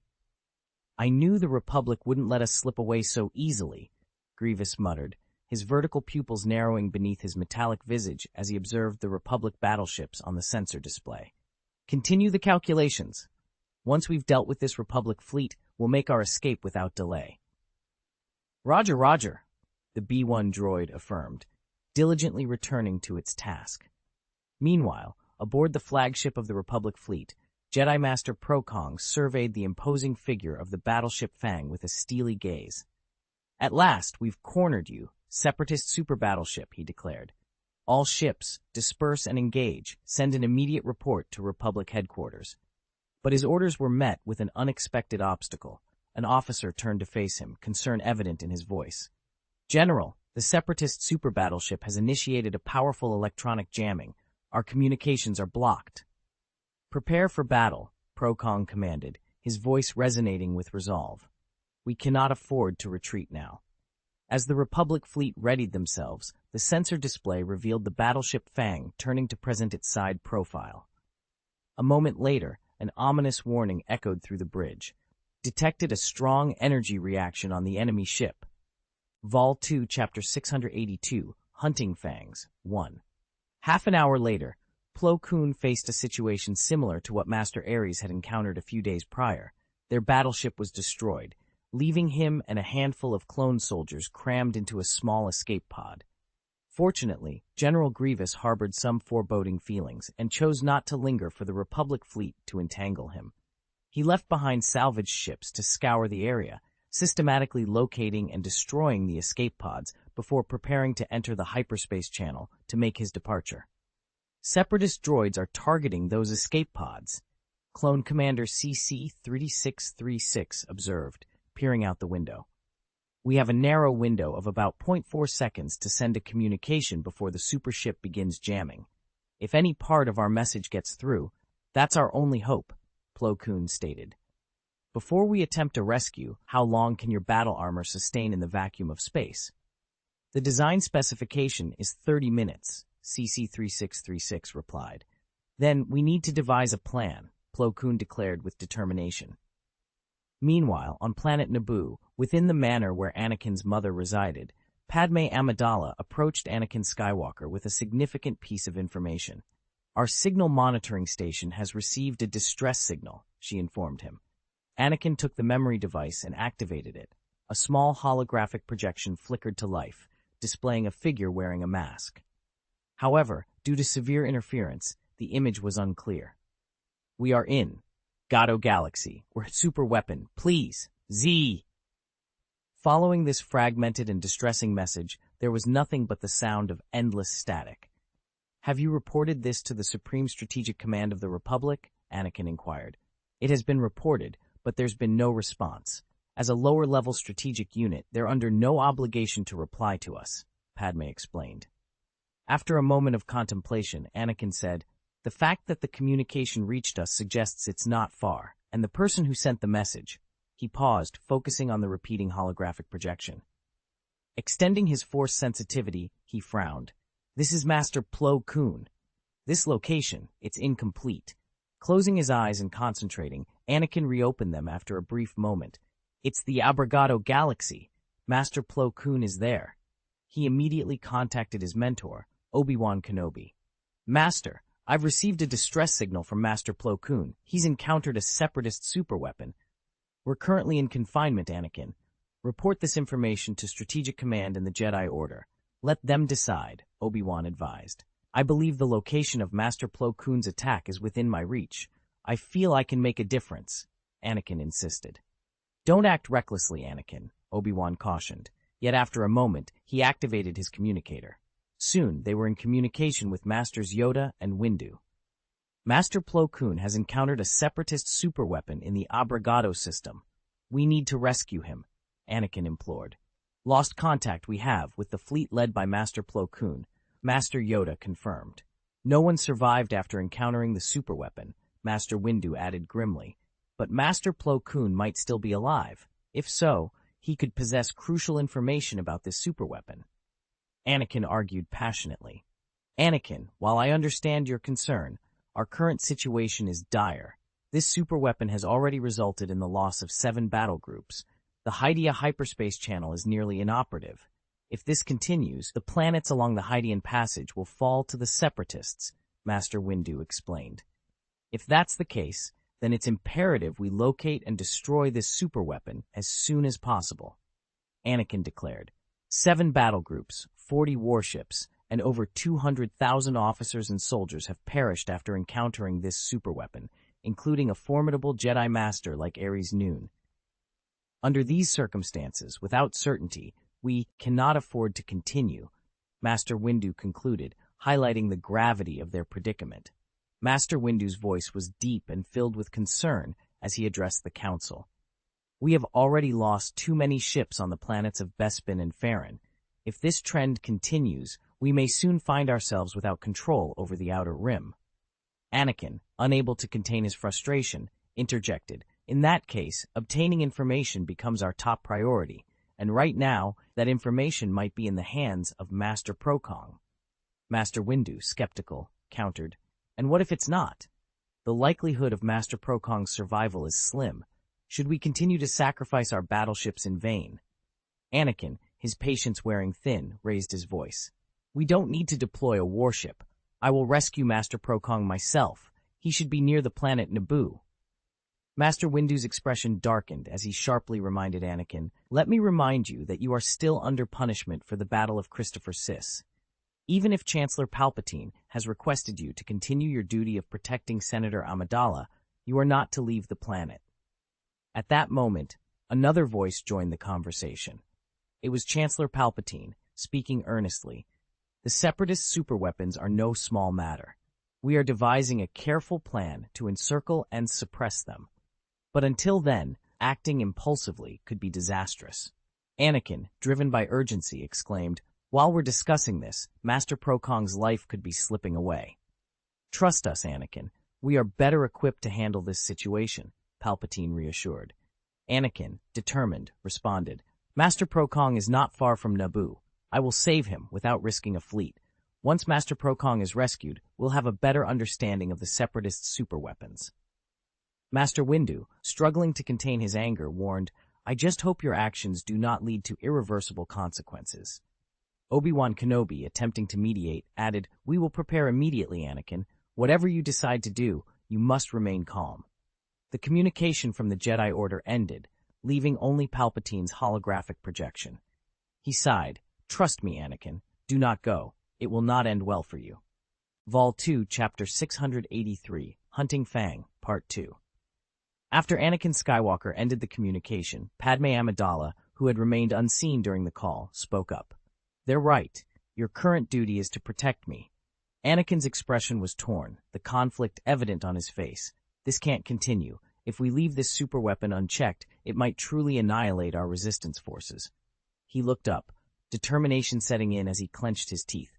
"I must go. It shouldn't take too long, and Rock Johnson will be here to protect you." Padme Amidala floated up to the level of the wheelchair, then wrapped her arms around Anakin's neck, sealing her words with a deep kiss. "I trust no one more than you, Annie." So I'm coming with you. It'll be just like our trip to Tatooine. As long as I'm by your side, you can protect me, right?" Padme argued, using the same rationale as before. She then leaped from her floating wheelchair, catching Anakin off guard. Your body hasn't fully recovered. How can you even consider this?" Anakin exclaimed, catching her in his arms. Padme Amidala wriggled free, landing on the ground. She moved her limbs, demonstrating her point. "I've been recovered for a while now. I needed rest before, but now I need to be active to complete my recovery." "Are you out of your mind? You know as well as I do that this superweapon has obliterated 7 of our battle groups. None survived." Anakin protested, gripping Padme's shoulders. "In the face of such a crisis, as a senator, I must confront it head-on. I can already hear the disdain in the Parliament regarding this superweapon. This isn't just a military issue, it's a political one. And with you by my side, I believe we can make it back alive," Padme argued. Anakin shook his head, his voice low. "I'm not as certain." A Nubian shuttle sped through the hyperspace channel. Anakin, seated in the cockpit, glanced helplessly at Padme Amidala and the T-850 robot, Rock Johnson, standing nearby. Despite the risks, Padme had insisted on coming along. It seemed that after surviving an assassination attempt by Jango Fett, Padme had become more daring, seemingly fearless in the face of death. "What if we do locate this superweapon?" Padme inquired. "I'm not sure about the others, but Obi-Wan wouldn't just stand by," Anakin replied, his eyes alight with resolve. "So, the answer is clear. Once we find this superweapon, we destroy it." On the bridge of the Fang, a B-1 droid reported to General Grievous. "Sir, we've lost contact with 2 of our hunter squads." General Grievous turned sharply. "What did you say? There are survivors?" "It appears so, sir." "Turn the battleship around immediately. Launch the fighter jets for a comprehensive search. Ensure there are no survivors. We can't let them reveal the Fang's location." Grievous, realizing his eagerness to evade the Republic's pursuit had led to a grave oversight, quickly issued orders to rectify the situation. "But sir, turning around requires recalculating the hyperspace parameters before we can initiate another jump," the B-1 droid explained. "Turn around," Grievous commanded. "Roger, Roger." The droid operating the battleship began pressing various buttons, maneuvering the vessel to change course. Procong used the Force to gather fragments from nearby destroyed warships, creating a barely noticeable hiding spot. Clone soldiers, including CC-3636, took refuge within, awaiting either reinforcements or their end. Exiting hyperspace, Anakin's spaceship arrived in the Abrogado galaxy. The sight of the wreckage from 5 Chaser-class battlecruisers confirmed his suspicions. "Just as I thought. Master Procong was attacked by the Separatist superweapon here. If he's still alive, he's got to be here," Anakin declared. "It's a battleship," Rock Johnson clarified from the co-pilot's seat, swiftly operating the controls. The terrifying silhouette of the Fang loomed large on the screen, its ominous presence sending a shiver down Padme Amidala's spine. "Is that a battleship?" Shep exclaimed in disbelief. "How could the Separatists possess such a formidable vessel?" Anakin's voice was grave as he responded. "If that's the case, then we must take action to stop it. We should inform Strategic Command immediately." Padme reached for the communicator, but Anakin's swift hand clasped around her wrist, stopping her. "No, the hyperspace fluctuation from our shuttle is minimal. They haven't detected us yet, but if we initiate communication, our cover could be blown," he explained, his tone urgent. "We need to find Master Plo Koon first." With that, Anakin took control of the shuttle, steering it deftly into the heart of the wreckage. The remnants of countless destroyed battleships and still-warm fragments of energy systems helped mask their signal. However, this debris also hindered their ability to locate Master Plo Koon using their instruments.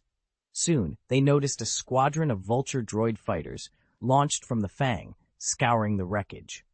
Despite the Fang's massive size, stretching an impressive 140 meters in length, its capacity for aircraft was surprisingly limited. The majority of its space was dedicated to housing energy recirculation channels, which powered its 2 colossal directional-focused pulse cannons. As a result, the behemoth only carried 144 Vulture droid fighters and 48 of the latest Hyena droid bombers, along with a selection of standard landing ships and shuttles.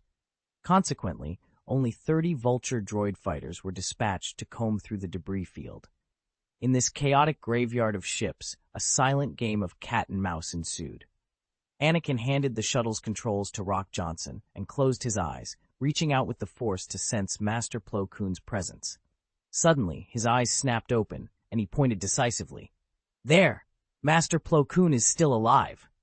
4 Vultures are heading in that direction, Rock Johnson reported. "There's no time to waste. I'll take over," Anakin declared, seizing control of the shuttle. He accelerated to maximum speed, darting through the wreckage like a bolt of lightning. The shuttle's self-defense laser cannons roared to life, obliterating the approaching Vulture fighters in a spectacular display of firepower. Almost instantly, the remaining Vulture fighters in the vicinity took notice, their sensors turning towards the source of the commotion, alert to the new threat.